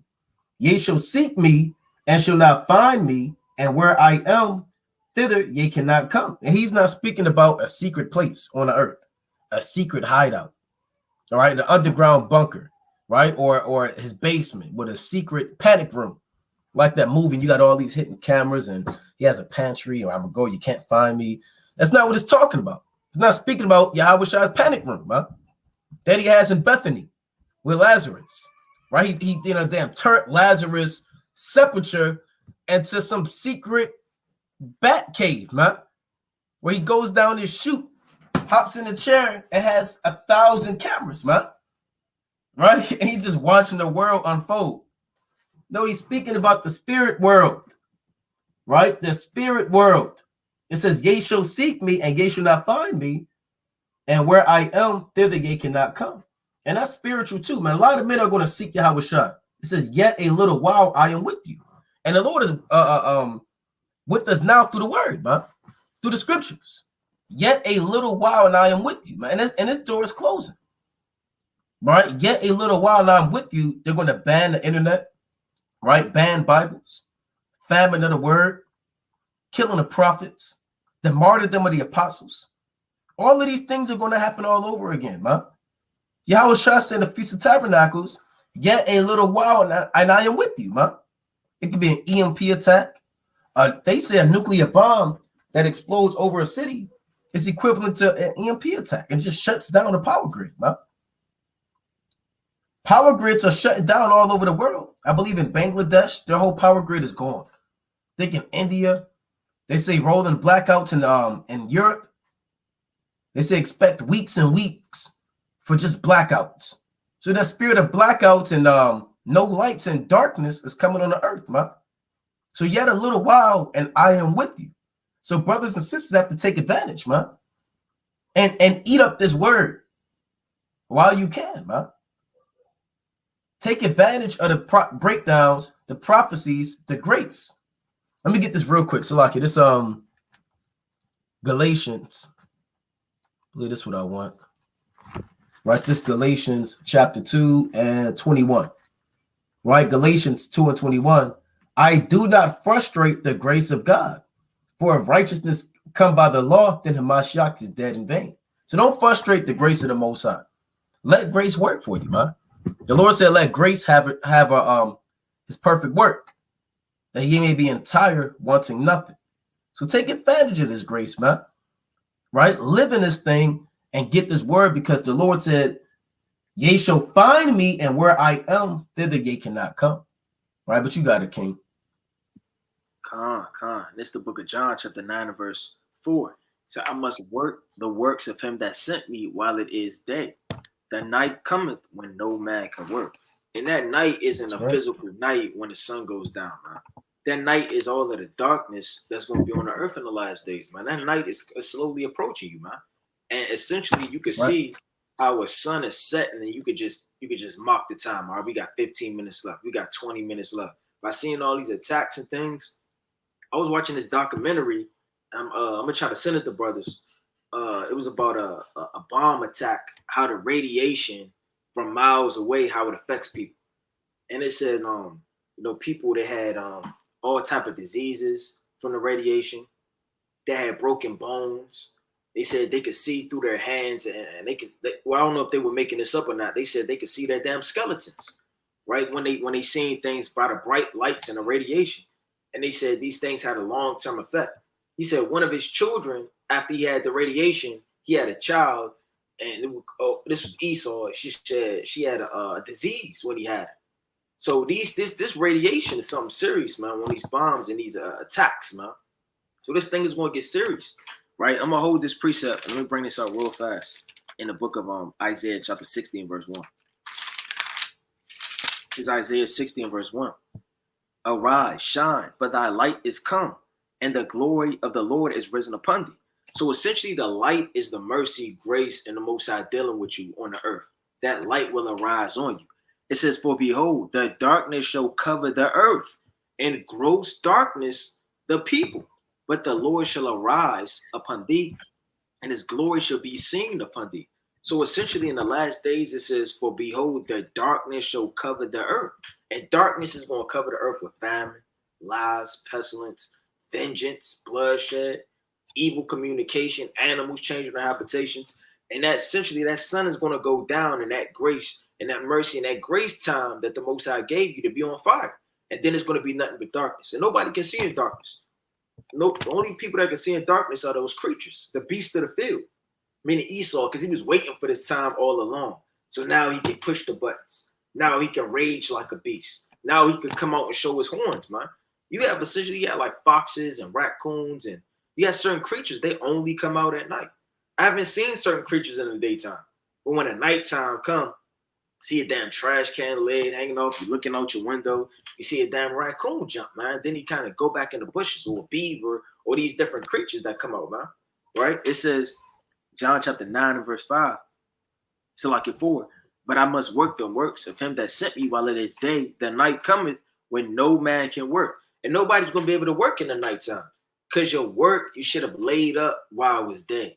You should have been fasting, reading, praying, teaching, evangelizing, doing the work of the Lord, and giving alms. But now the night come.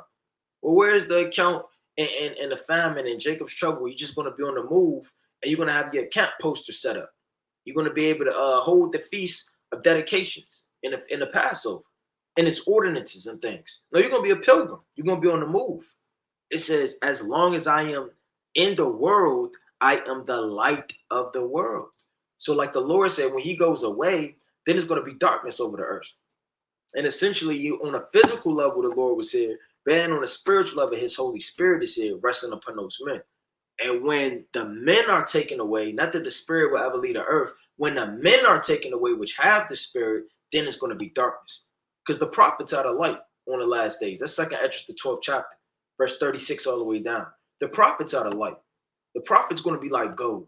So when those men are taken away, freedom of speech, and the famine is executed, then there's going to be nothing but darkness on the earth, and there's going to be no direction to go in, because you don't know which way the path should be set, man, because only the men of the Lord are going to know through the Spirit of Yahawashi.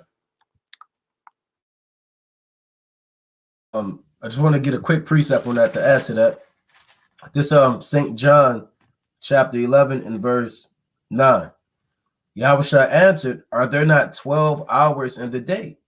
If any man walk in the day, he stumbleth not, because he seeth the light of this world.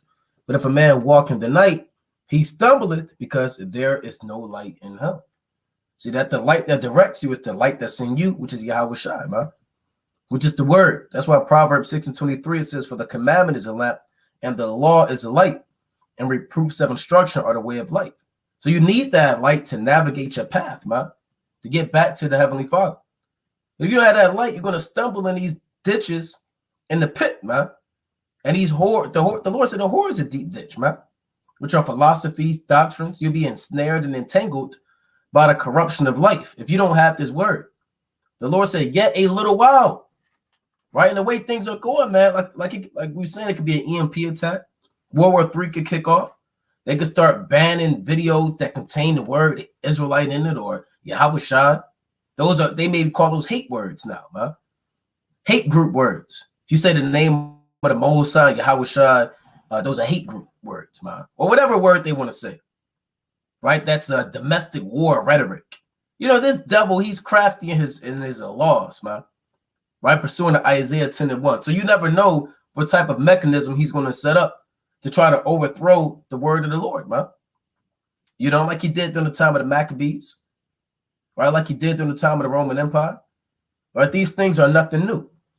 You know, this is John 7:34. Ye shall seek me and shall not find me, and where I am, thither ye cannot come. Then said the Jews among themselves, whither will he go, that we may not find him? Will he go unto the dispersed among the Gentiles and teach the Gentiles? So they knew about the Gentiles scattered abroad. Now you look that word Gentiles up, really is going into the Greeks. So they're asking, will he go to the dispersed Israelites who live like the Greeks, the Hellenized Israelites outside of Judea, and teach them? So a lot of people thought the Apostle Paul was the first one to have that revelation. I'm going to go to the Gentiles. They've been knew about the Gentiles back then, man. Even Yahawashi cut them. When you read Matthew the 23rd chapter, he said you can pass land and sea to make one proselyte. So they were going to these different places, man. The Pharisees, they were going to, before the Apostle Paul, they was going to these different places. But they were bringing them under the subjection of the law. Whereas Yahawashi sent the apostles to give them, teach them liberty, give them the law of liberty. Let me get that in Matthew 23 real quick. Right? So they've been knew about the Israelites that were scattered abroad. Just a quick side note on that. And a lot of them actually came to keep the Feast of Dedication. Right? St. Matthew chapter 23 and verse 15. Woe unto you, scribes and Pharisees, hypocrites, for ye compass sea and land. So they were leaving Judea to make one proselyte. And when he is made, ye make him twofold more the child of hell than yourselves. So they was traveling to these different Israelites who were Hellenized, and they were teaching them, but they wasn't teaching them the truth, man. They was bringing them under the doctrine that they taught, gave them traditions, right? You can see that kind of play out in Acts the 15th chapter, saying you must be circumcised to be saved, right? And bringing that spirit of concision out to the Israelites that were scattered abroad, right? So they thought Yahawashi was going to leave Judea and maybe go to Corinth, Thessalonica, Bithynia, Pergamos, and teach the Israelites outside of Judea. But that wasn't Yahawashi's lot. He was strictly given to the circumcision, right? In Judea, man. There's no account of Yahawashi going to Rome, right? He had the apostles to do all of that, man. You know? Reading on. John 7:36. What manner of saying is this that he said? Ye shall seek me and shall not find me, and where I am, thither ye cannot come. And the last day, that great day of the feast, meaning the Feast of Tabernacles, Yahawashi stood and cried, saying, if any man thirst, let him come unto me and drink. He that believeth on me, as the scripture hath said, out of his belly shall flow rivers of living water. See that? So that happened. That was said during the Feast of Tabernacles, man. Right? It was said on the Feast of Tabernacles, if you believe on the Lord, or if you're thirst, come after me and you shall drink. Now the carnal man is thinking about, oh, wow. I guarantee certain Israelites was thinking about water. Now, when you, quick side note, when you look it up, because I was going into it, there was a tradition that the Pharisees had. See if I could pull this up. During the time of the apostles, man. Right? And they would actually draw water out of the pool that you read about in John the 5th chapter.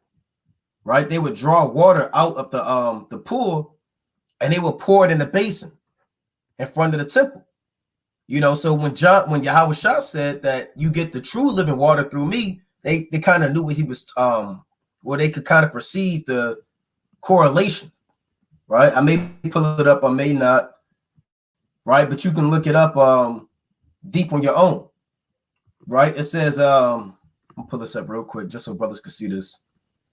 That was one of the traditions that was done. Right, that was one of the traditions that was done during the feast. I'm gonna just read this one little part. Okay, this is from Bible.org. You can look this up on your own. It reads, should be showing.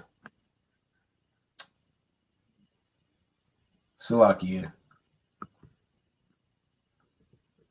Okay, it says this is the tradition that was going on during the Feast of Tabernacles in the time of Yahawashi. In addition, the Feast of Tabernacles required sin offerings and burnt offerings. At the time of preparation for the morning sacrifice, a priest would descend to the pool of Siloam amidst great music, celebration, and singing Isaiah 12:3, and fill a golden pitcher with water. After dipping his pitcher in Siloam's water, the priest would return to the Temple Mount and pour the water into one of the silver basins by the altar. Raise your hand, and the people would shout to the priest so that he could see he indeed poured the water into the basin. Around the year 95 BC, the Maccabean king and priest Alexander Jannaeus revealed his contempt for the Pharisees by pouring water on the ground instead of it into the basin. For this, the people actually poured that water out, and that water was symbolic for healing and life.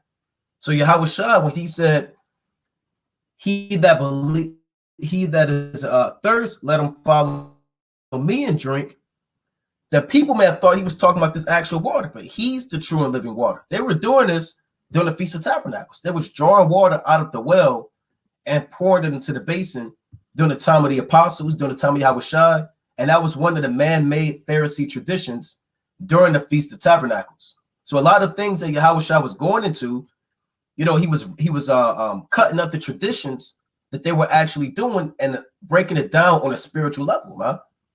Even the account of washing your hands, he broke that down on a spiritual level, right? The account of the drawing of the water, the account of lighting the menorah, he's the true light. So a lot of these things were done in opposition to the traditions that the Pharisees had, man. But you got it, King. I just wanted to bring that out. Con.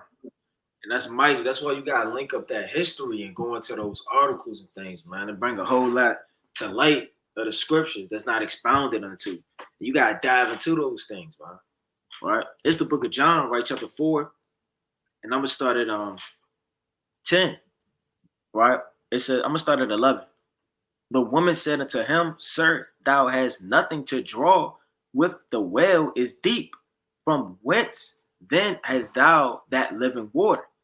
Art thou greater than our father Jacob, which gave us the well, and drank thereof himself, and his children, and his cattle? Right? So this talking about that well, and when you read Genesis, you don't necessarily got to get it in depth or whatever the case may be. But when you read Genesis 29, you can go into this well that Jacob was talking about. This is Genesis chapter 29 and verse number 1. It says, Then Jacob went on his journey and came into the land of the people of the east. And he looked, and behold, a well in the field. And lo, there were 3 flocks of sheep lying by it. For out of that well they watered the flocks, and a great stone was upon the well's mouth. Right, jumping back to John chapter 4, right, and I'm going to start at verse 12. Art thou greater than our father Jacob, which gave us the well, and drank thereof himself, and his children, and his cattle? Yahawashi answered and said unto her, Whosoever drinketh of this water shall thirst again. And it had to be a spirit on that well, because that was Jacob's well. and everybody was probably lusting after it, and just like Right. Moses and his staff. So I mean, our forefathers, some of them, they were real carnal. Like if you were to see Aaron's garment or whatever the case may be, the rod, the budded, and everybody would lose their mind. So she's like, well, I'm gonna read it again. Yahawashi answered and said unto her, whosoever drinketh of this water shall thirst again. But whosoever drinketh of the water that I shall give him shall never thirst. But the water that I shall give him shall be in him a well of water springing up into everlasting life. Because once you drink and receive essentially this truth, then everything you'll say, you understand, if you're in Yahawashi, will be righteous things. You'll be speaking of everlasting life. You'll be speaking of dominion and prophecy, and you'll be like a well. Because like Job said, his mouth dropped like the dew, meaning out of his mouth came water. So if you drink this water, you're going to become a well now, right? Let me bring this up in the book of Sirach. Get this quick precept. It's the book of Sirach, chapter 24, right? In verse number 30. I also came out as a brook from a river, and as a conduit into a garden. I said, I will water my best garden, and will water abundantly my garden bed. And lo, my brook became a river, and my river became a sea. So essentially what happens? You grow in this truth. You produce more water, and that water continues to flow out. It continues to flow out. You may come into this truth, a month, and now you know the classic precepts you learned, Joel 2:27, right? The same Matthew 15:24, those precepts, but then you grow from that. Now you start jumping into the context of the situation of what you read. You understand in the books. You understand that there's an order, meaning different captivities and things that the Bible is constructed against. Then you start to grow even more. Now you're jumping into prophecy. You're linking up the table of nations. Now you're looking at all of these different countries and Ukraine and Russia, North Korea. You're seeing it in the Bible. You're seeing Armageddon. And now you're just growing more and more abundant, man, through the Spirit. It says, I will yet make doctrine to shine as the morning, and will send forth her light afar off. I will yet pour out doctrine as prophecy. So the Lord's pouring out the doctrine, which is prophecy, upon us.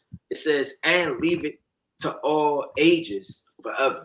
So when we drink it as water, we receive that knowledge and we spew it out, man, and help water, other brothers and sisters through the truth. You understand? Let me get this quick precept in Job. Let me just show that. Because Job's mouth is like the dew, man. And that's spiritual. This is the book of Job, chapter 29, and verse 19. It says, my root was spread out by the waters, and the waters is the knowledge. You want to be rooted and grounded, like I said in Colossians 2:7 all the way down, man. You have to be rooted and grounded in this truth. If you're rooted, then that means you have more knowledge. Because the more knowledge you have, essentially, the harder it is for you to be confounded and shaken from your faith. You can't just be so zealous and you have no knowledge. Just all zeal. Just ready, I'm ready to die. Right? But you don't know anything. And when Satan comes to you, like Satan came to Yahawashi, if thou be the son of man, turn these rocks into stones. And what did Yahawashi do? He went to the scriptures and he cut them up.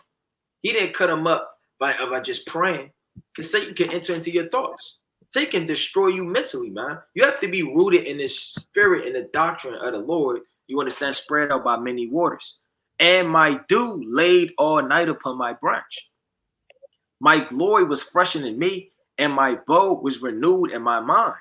Right? Unto me, men gave ear and waited and kept silence at my counsel. Right? It said, this is the point. After my words, they spake not again, and my speech dropped upon them. So it said, my speech dropped upon them. Meaning when something drops upon you, it's water. Meaning Job was speaking out of a well of living waters through the Spirit. And just to add to what the brother said, just to give you another perspective of it, this is straight looking this up. I just typed it in. How many days can you go without water before dying? They say about 3 days. On a carnal level. Right? We know men fasted 40 days, 40 nights. But the average man, not in the spirit, if you don't have water for 3 days, it's lights out. It's over, man. Now, this is carnal water. Now, what happens if you're not taking in the spiritual water, man? Right? What happens to your body? Now, this is I kind of went more into it. Now, I didn't write this article, right? You know, Esau put this together, whatever nation, but they're actually going to it. What happens when you're dehydrated on a physical level? So they say, and this you got to look at this on a spiritual level, right? Sluggishness or a lack of energy when you're dehydrated, man. So that's that slothful spirit that start hopping on you, man. Right? If you don't read for 3 days straight or be in the word, you're not going to want to get into this thing, man. You'll just feel drained and empty. Spiritual lack of energy, meaning lack of the spirit. A damn headache, you'll be vexed, dizziness, and confusion. And when you're dizzy, you stumble. Right? You stumble and you might supposed to go right, but you end up going left. Right? You might hit something, you might fall, bust your head open, confused, heat stroke, heat cramps, right? Stiff joints. Right? Look at this. That may eventually stick and not work properly, man. Can't mobilize, you can't move, man. You can't walk in that path that you need to go on. This happens when you don't have any water, right? Stiff joints. A lot of brothers get stiff joints in this thing, man. Salaki, 3 days. Oh, you got it, King. Come. Real fast. And Job 33 and 21, they say his flesh is consumed away, that it cannot be seen, and his bones that were not seen stick out, man. Yeah. See that? So meaning this brother, he's going through a famine. He's dehydrated, man. Look like those Ethiopians with the big belly and the rib cages in the bone. And the only movement they do is to move that fly out the way. That's that one fly buzzing around a big head, and it's all you see, right? They're not getting up running.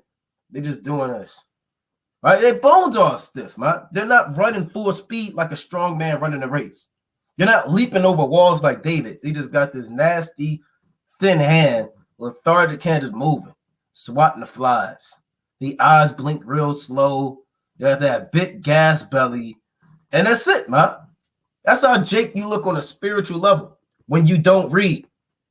Right? It says raised or unregulated body temperature, swelling up the brain, seizures, and sharp changes in blood pressure.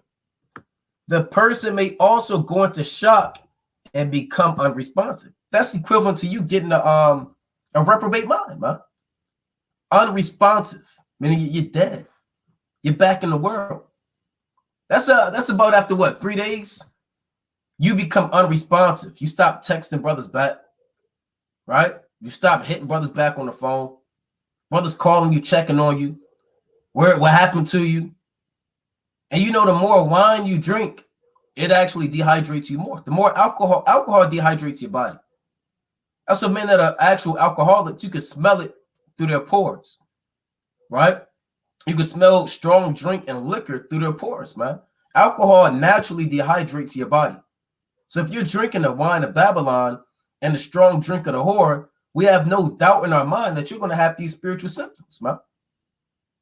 You know, and we smell that wine on you because you don't remember those precepts like you used to. You're doing things in the world that you normally did not do. You damn near forgot your Hebrew name. You know, you can't find the books of the Bible. You're having a hard time finding Jeremiah. You used to know what Jeremiah was like that, man. But now you have become unresponsive due to the lack of water. You know? You got it, King. I just wanted to bring that point out. Come on. Yeah, and that's deep, man. For real. Because everything you was reading, the head stroke, the stiff joints, the body temperature, all of that spiritual. Swelling of the brain, sharp changes in blood pressure, seizures. All of that's in the scriptures, man. Right, let me bring out this quick piece. All right, Salaki, bear with me. It's the book. I got a precept after you. Okay, Con. It's the book of Luke, chapter 6 and verse 3. It says, for a good tree bringeth not forth corrupt fruit, neither doeth a corrupt tree bringeth forth good fruit.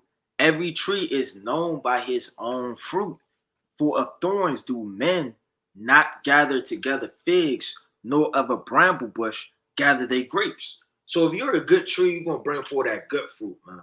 You're going to be reading. You're going to be enduring. You're going to be keeping the feast. You're going to be loving your wives, taking care of your children. You could be doing everything a righteous man or woman does. But if not, you're going to give yourself over to these things. And it takes somebody with a lack of understanding and a fool to not drink water.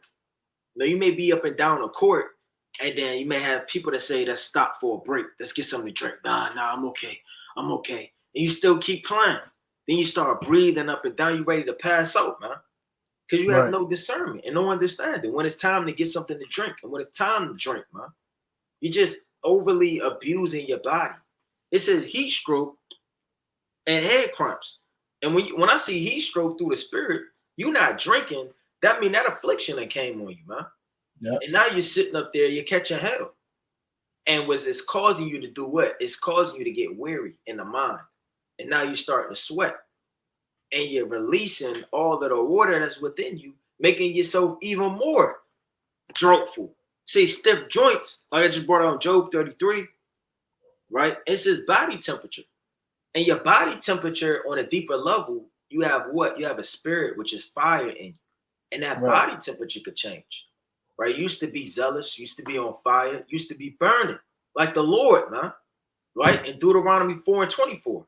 Used to be burning and like a menorah. Used to be shaking the hand and getting on the heathen and waking up your people. The first one at camp, the last one to leave, the first one to give arms, and the first one to go into prophecy. Now your body temperature starts to go down. And what's your body's temperature? It's your spirit. It's your candle. And your candle starts to flicker. It starts to go back and forth. It starts to get weary. The Lord has said, he that curseth his father and mother, his lamp shall be put out in the obscurity of darkness, man. So, I mean, the obscurity mean like the middle of the night when you least expect it. It's going to be blown out. Swelling of the brain, sharp changes in blood pressure. These things are spiritual, right? Reading on.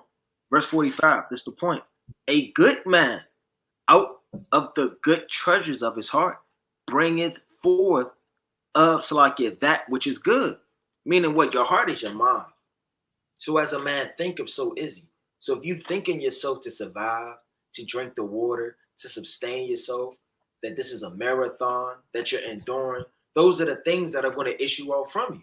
But if you're thinking this is too hard, I can't do it, I'll never be like this, brother. I can't read every day. That's impossible. I can't fast every week. I can't do this. That's the spirit that you're going to be in, which evidently is going to lead to your demise, man. And it's true. It says, bring forth that which is good, and an evil man out of the evil treasure of his heart bringeth forth that which is evil. Of the abundance of the heart the mouth speaketh. So whatever the abundance of your heart and your mind is conjuring up on an everyday basis is going to be evidently shown by your fruit, man. You'll know whether you really want to read or not because it'll show through your fruit. You ask a brother what he been reading, and then you say the book of John, and you ask him what chapter, and he make up a number, and then you attack him even more and say, what is it going into? What did you learn from it? And the brother don't have no answer. That brother hasn't been reading, man. Everybody should be increasing in this thing every single day. And if you're not increasing every day, you're doing two things. You're being stagnant, which is lukewarm, or you're decreasing, which is to your downfall, to your destruction. So, I mean, you got to think about that. And I try to every day. If I'm not learning something every single day and increasing in some type of matter, then essentially I'm stagnant. And anything is stagnant is a straight line, which is lukewarm. You can't be in this thing barely surviving. Oh, I read this chapter today. I kept my head above water. If somebody's kicking in the middle of the ocean and they got their damn nose up and they not drowning yet, brother, it's just a matter of time. That's that lukewarm spirit. You're deceiving yourself. And if you're going down and you're decreasing, you're going to get put to death. So, I mean, think about that thing every single day through the spirit as you consume the water, which is the knowledge. You got it. And I just want to get this quick precept. This Isaiah chapter 44 and verse 3.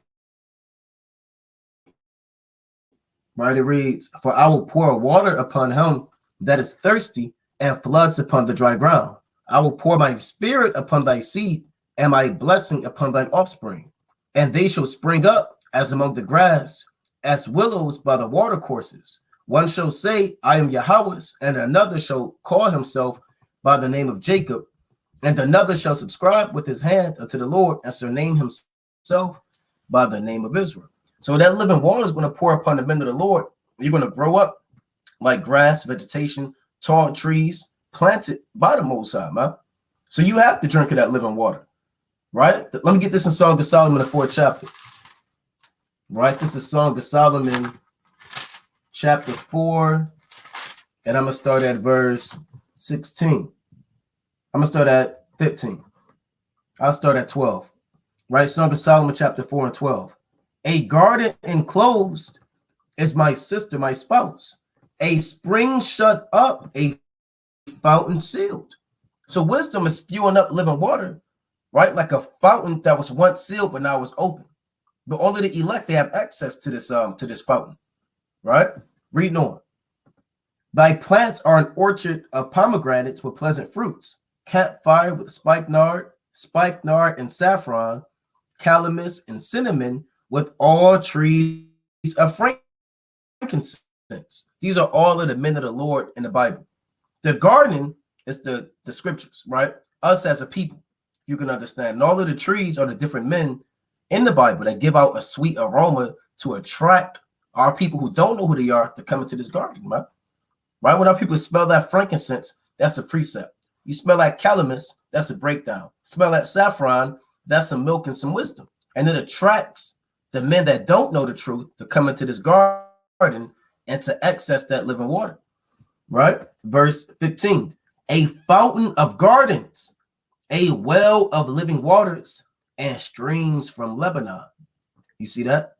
It reads, "Awake, O north wind, and come thou south, blow upon my garden, that the spices thereof may flow out. Let my beloved come into his garden and eat his pleasant fruits."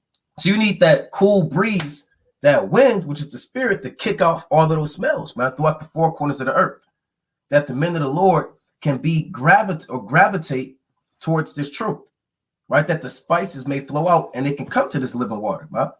But again, this water is about to be sealed up, right? And they would do that before the sun went down in the ancient world. They would literally take a great stone and seal it up.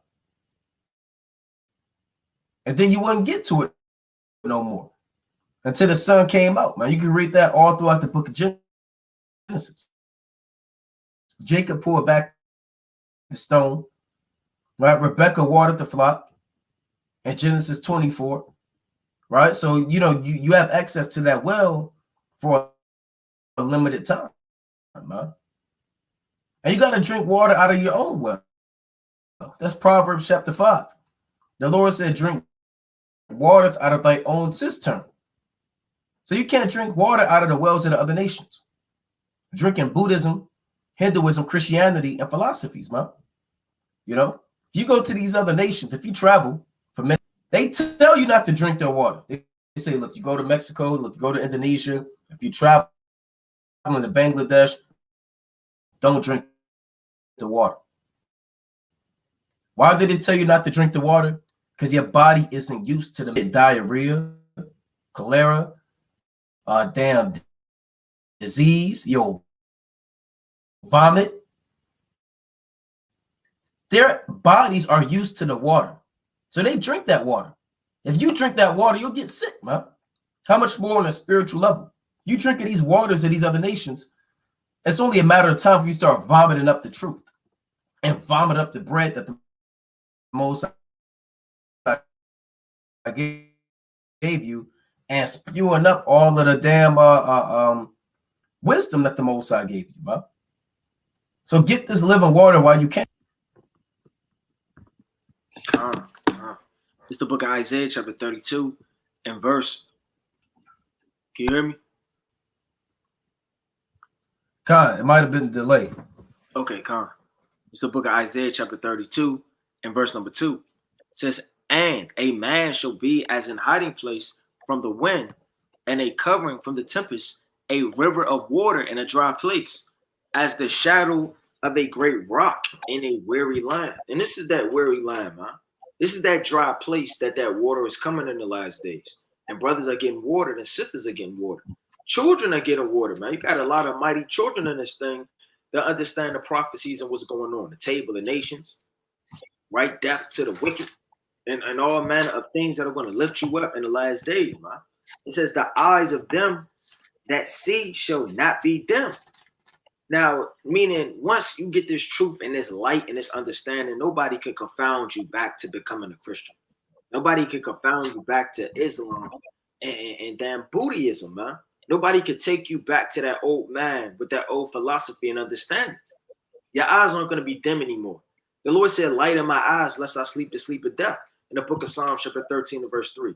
So as your eyes get lightened, you don't sleep the sleep of death. And what happens before you go to sleep? Your eyes get dim. You start to blink and you get sleepy and you rock away, man. But the Lord said, the eyes of them that shall see, so like that see shall not be dim, and the ears of them that hear shall hearken. The heart also of the rash shall understand knowledge, and the tongue of the stammerers shall be ready to speak plainly. The vile person shall be no more called liberal, nor the churl said to be bountiful. For the vile person will speak valiantly, and his heart will work iniquity to practice hypocrisy and to utter error against the Lord, to make empty the soul of the hungry, and he shall cause the drink of the thirsty to fail. So, I mean, if you thirsty and somebody's causing that to fail, that's this wicked land that we living in, man. And right now, while the waters are open for you to be able to drink, you need to be drinking as much as you can drink. And even before a fast, man, I know a lot of brothers, they hurry up and get 2 bottles of water in after dinner. You know, before on an average day, you may just drink 1 bottle of water, but you know you about to fast. So you may indulge 2, or you about to go on a long journey, or go up a hill, or go hiking and go in the mountains, or whatever the case may be, and the Feast of Tabernacles. You may say, look, I'm about to get something to drink, man, because I know this hill about to be crazy. I know this terrain about to be crazy, man. I know this heat about to be on me. So you keep that water and you drink extra. How much more in the days to come, man? Well, we know this heat is coming. We know the terrain is going to be hard. We know all hell is about to break loose. We have to drink more so that can sustain us. And essentially that water is going to go where? It's going to go to our minds. And as it's in our minds, we'll remember the words of the Lord. You know, I'd be damned if in that day I don't remember any precepts. And not because I didn't memorize them, is because I wasn't even studying. All I know was 1 precept. In a book, A History of Susanna, man, that has nothing to do with what I'm going through at the moment, man. And I'm just remembering this matter or that matter, and my mind's all over the place. You should have a plethora of precepts to keep you in the spirit. When you're sorrowful, you should know what to go to. When you're trying to understand prophecy, you should know what to go to. When you're trying to sustain from lust, concupiscence, you should know what to go to. To keep your mind on the ordinances, to have patience, you should know what to go to. The same way in the last days, to increase in faith and to continue on, you should know what to go to by having that water in you, man. And your body on a physical level, it has I don't know the direct decimal amount, but it has water in you. And as that water leaves you, you become to get weary and droughful, man. And your body is made up of water. Right? You read about that in 2nd Esdras. Let me get this real fast. 2nd Esdras 8. Compacted in the stomach. It's the book of 2nd Esdras, chapter 8 and 8. For when the body is fashioned now in the mother's womb, thou givest it members, thy creature is preserved in fire and water, right? On a deeper lust of spirit. 9 months doeth thy workmanship endure thy creature, which is created in her. So, I mean, literally, you in the waters, even in your mother's womb. So, I mean, you have to stay within this thing from birth once you're a newly created creature, coming into the truth and continually be drinked and weaned. Because you're in the water in your mother's belly. As soon as you come out, what do? You get on that breast and you suck the milk. And you continue to be weaned and strengthened through the spirit. And that's how we got to do every single day in this truth. You got it. God, yep, that's right, man. You know, in that water break. And a lot of babies, man, they're naturally in tune with the waters. They naturally know how to swim. You know, babies can naturally float and deal with the water like that, man. You know, they don't have a hard time swimming and not fearful, right? You put that baby in the water, they kind of could do their thing, man. You know, so that's something to consider, even on a spiritual level, right? But let's go back to John 7, verse 39. I'm gonna read 38 again. Remember, this is said on the last day of the Feast of Tabernacles. John 7:38. He that believeth on me, as the scripture hath said, out of his belly, meaning out of your mind, shall flow rivers of living water. That's not talking about your actual stomach. I knew there was a few brothers, you know, that taught that at one time. They say out of your actual navel, some say, well, okay, you got an innie, you got an outie. They say, well, it don't matter, regardless, because that water is going to come out anyway. You know, that living water is going to come out of your navel and actually spew out and give you understanding. It's not talking about your navel, man. Or if you got an innie or an outie. It's speaking about your mind. Your mind is your belly, where you retain wisdom, knowledge, and understanding. And the Lord said real quick in Proverbs, get this quick precept, chapter 18 and verse 4. The words of a man's mouth are as deep waters, and the wellspring of wisdom as a flowing brook. See that? So the words of a man's mouth, those are deep waters, man. So if you believe in his truth, a man's just going to give you living water, man, through counsel, through knowledge, right? Through exhortation, through warning. These are the things that come out of a man's mouth if he's in the word of the Lord, you know? Verse 39. But this spake he of the Spirit, which they that believe on him should receive, for the Holy Spirit was not yet given, because that Yahawashi was not yet glorified. Many of the people, therefore, when they heard this saying, said, of a truth, this is the prophet. Others said, this is the Hamashiach. But some said, shall Hamashiach come out of Galilee? Hath not the scripture said that Hamashiach cometh of the seed of David, and out of the town of Bethlehem, where David was? So there was a division among them, among the people, because of him. And some of them would have taken him, but no man laid hands on him. Then came, so this is a controversy on a feast day. You got to picture this, man. Jake foaming at the mouth. They're probably off the wine, drinking, pointing the finger, yelling. Maybe tables got flipped, chairs got thrown. The Lord said that men make a noise as through wine, man. And Zechariah, the 9th chapter. So there's a big controversy right here. Reading on. Then came the officers to the chief priests and Pharisees, and they said unto them, why had ye not brought him? The officers answered, never man spake like this man. Then answered the Pharisees, are ye also deceived? Have any of the rulers of the Pharisees believed on him? Then what does that matter? What does that matter if they don't believe? Right? Just because these men don't believe doesn't mean that you're not supposed to believe, man. Right? Another man's belief should have no impact on your faith, man, or your belief. Reading on. But this people who knoweth not the law are cursed. Right? They're speaking about themselves. Nicodemus saith unto them, he that came to Yahawashi by night, being one of them, doth our law judge any man before he hear him and know what he doeth? They answered and said unto him, art thou also of Galilee? Search and look, for out of Galilee ariseth no prophet. And every man went into his own house. So they didn't even understand that Yahawashi was from Bethlehem. And again, like Yahawashi could have brought that up. He could have shut the confusion.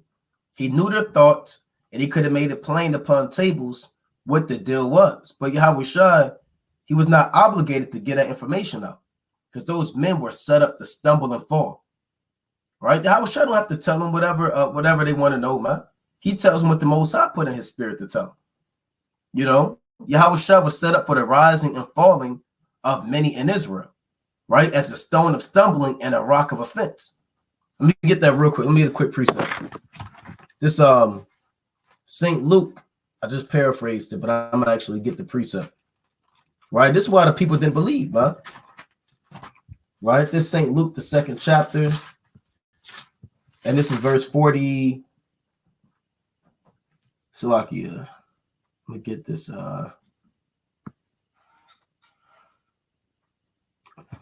Salakia.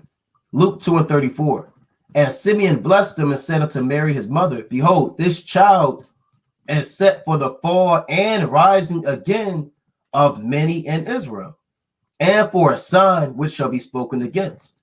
Yea, a sword shall pierce through thy own soul also, that the thoughts of many hearts may be revealed. So Yahawashi was set up for the rising of the apostles and the falling of the non-believers. And even said, Mary, you're going to be affected by this. He said, a sword shall pierce through thy own heart also. Meaning you're going to feel that pain once your son is crucified, man. You're going to go through it. And men that didn't believe, Yahawashi was set up for those men not to believe, man. You know? So only really two types of people in the world. You believe in the truth or you're not in the truth. Right? That's it, man. And only the Israelites can be in the truth. You got it, King.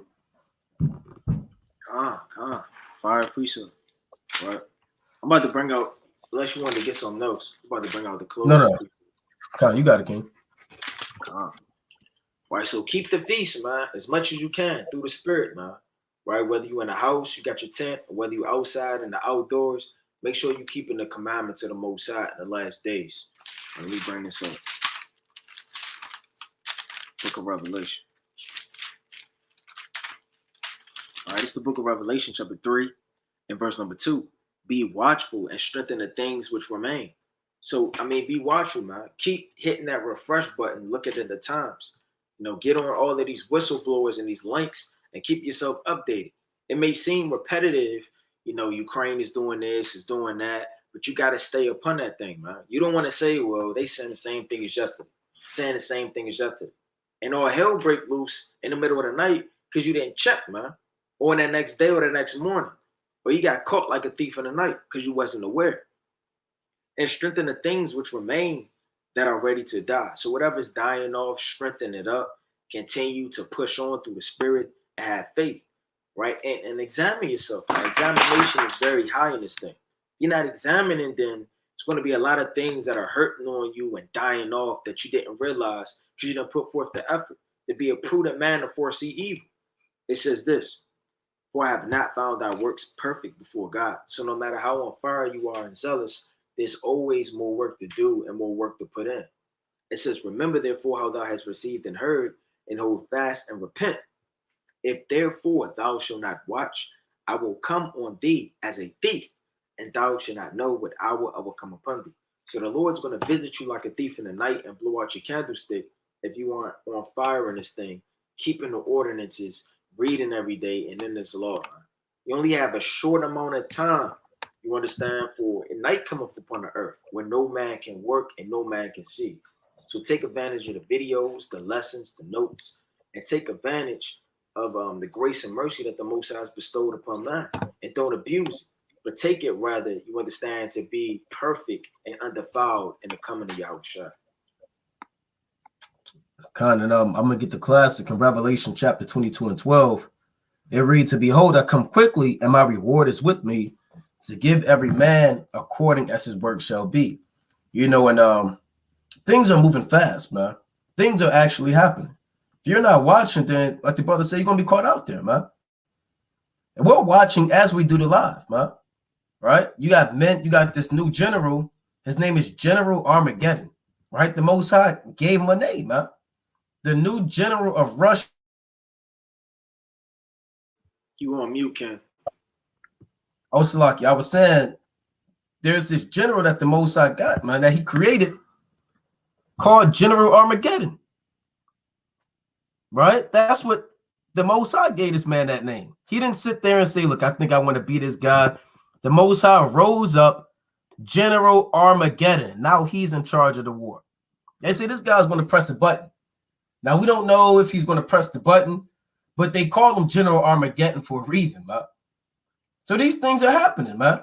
Things are moving fast, right? The new commander is leading Russian forces and he's going to target civilian infrastructure. So the Most High is going to have this guy speed things up, Lord willing, man. And if you caught with your pants pulled down, right, proverbially speaking, or parabolically speaking, you're going to be caught out there, man. You should be doing everything it takes to make it to the kingdom. The Lord said, be diligent to make your calling and election sure. Right? You got to prove essentially to the Most High why you deserve to be in the kingdom, man.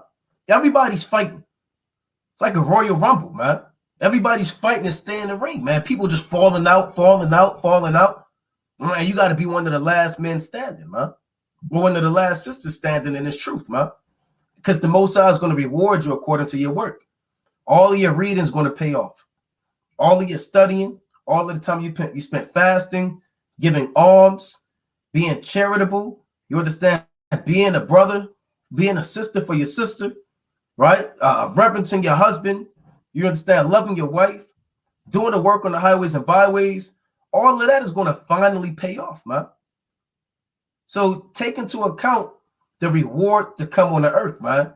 Right? And that should be motivation and more a damn driving force for you to continue and righteous works in the eyes of the Most High. Because the Most High is going to either give you a reward for salvation or a reward for destruction, man. You know, it's no in between. There's no lukewarm deliverance. Either you make it or you don't, man. And if you've been slothful, taking days off, damn freaking off with the world, man, not watching, you're going to be caught out there. And, you know, like we say, you have to deal with it. Right. But with that, we're going to close up.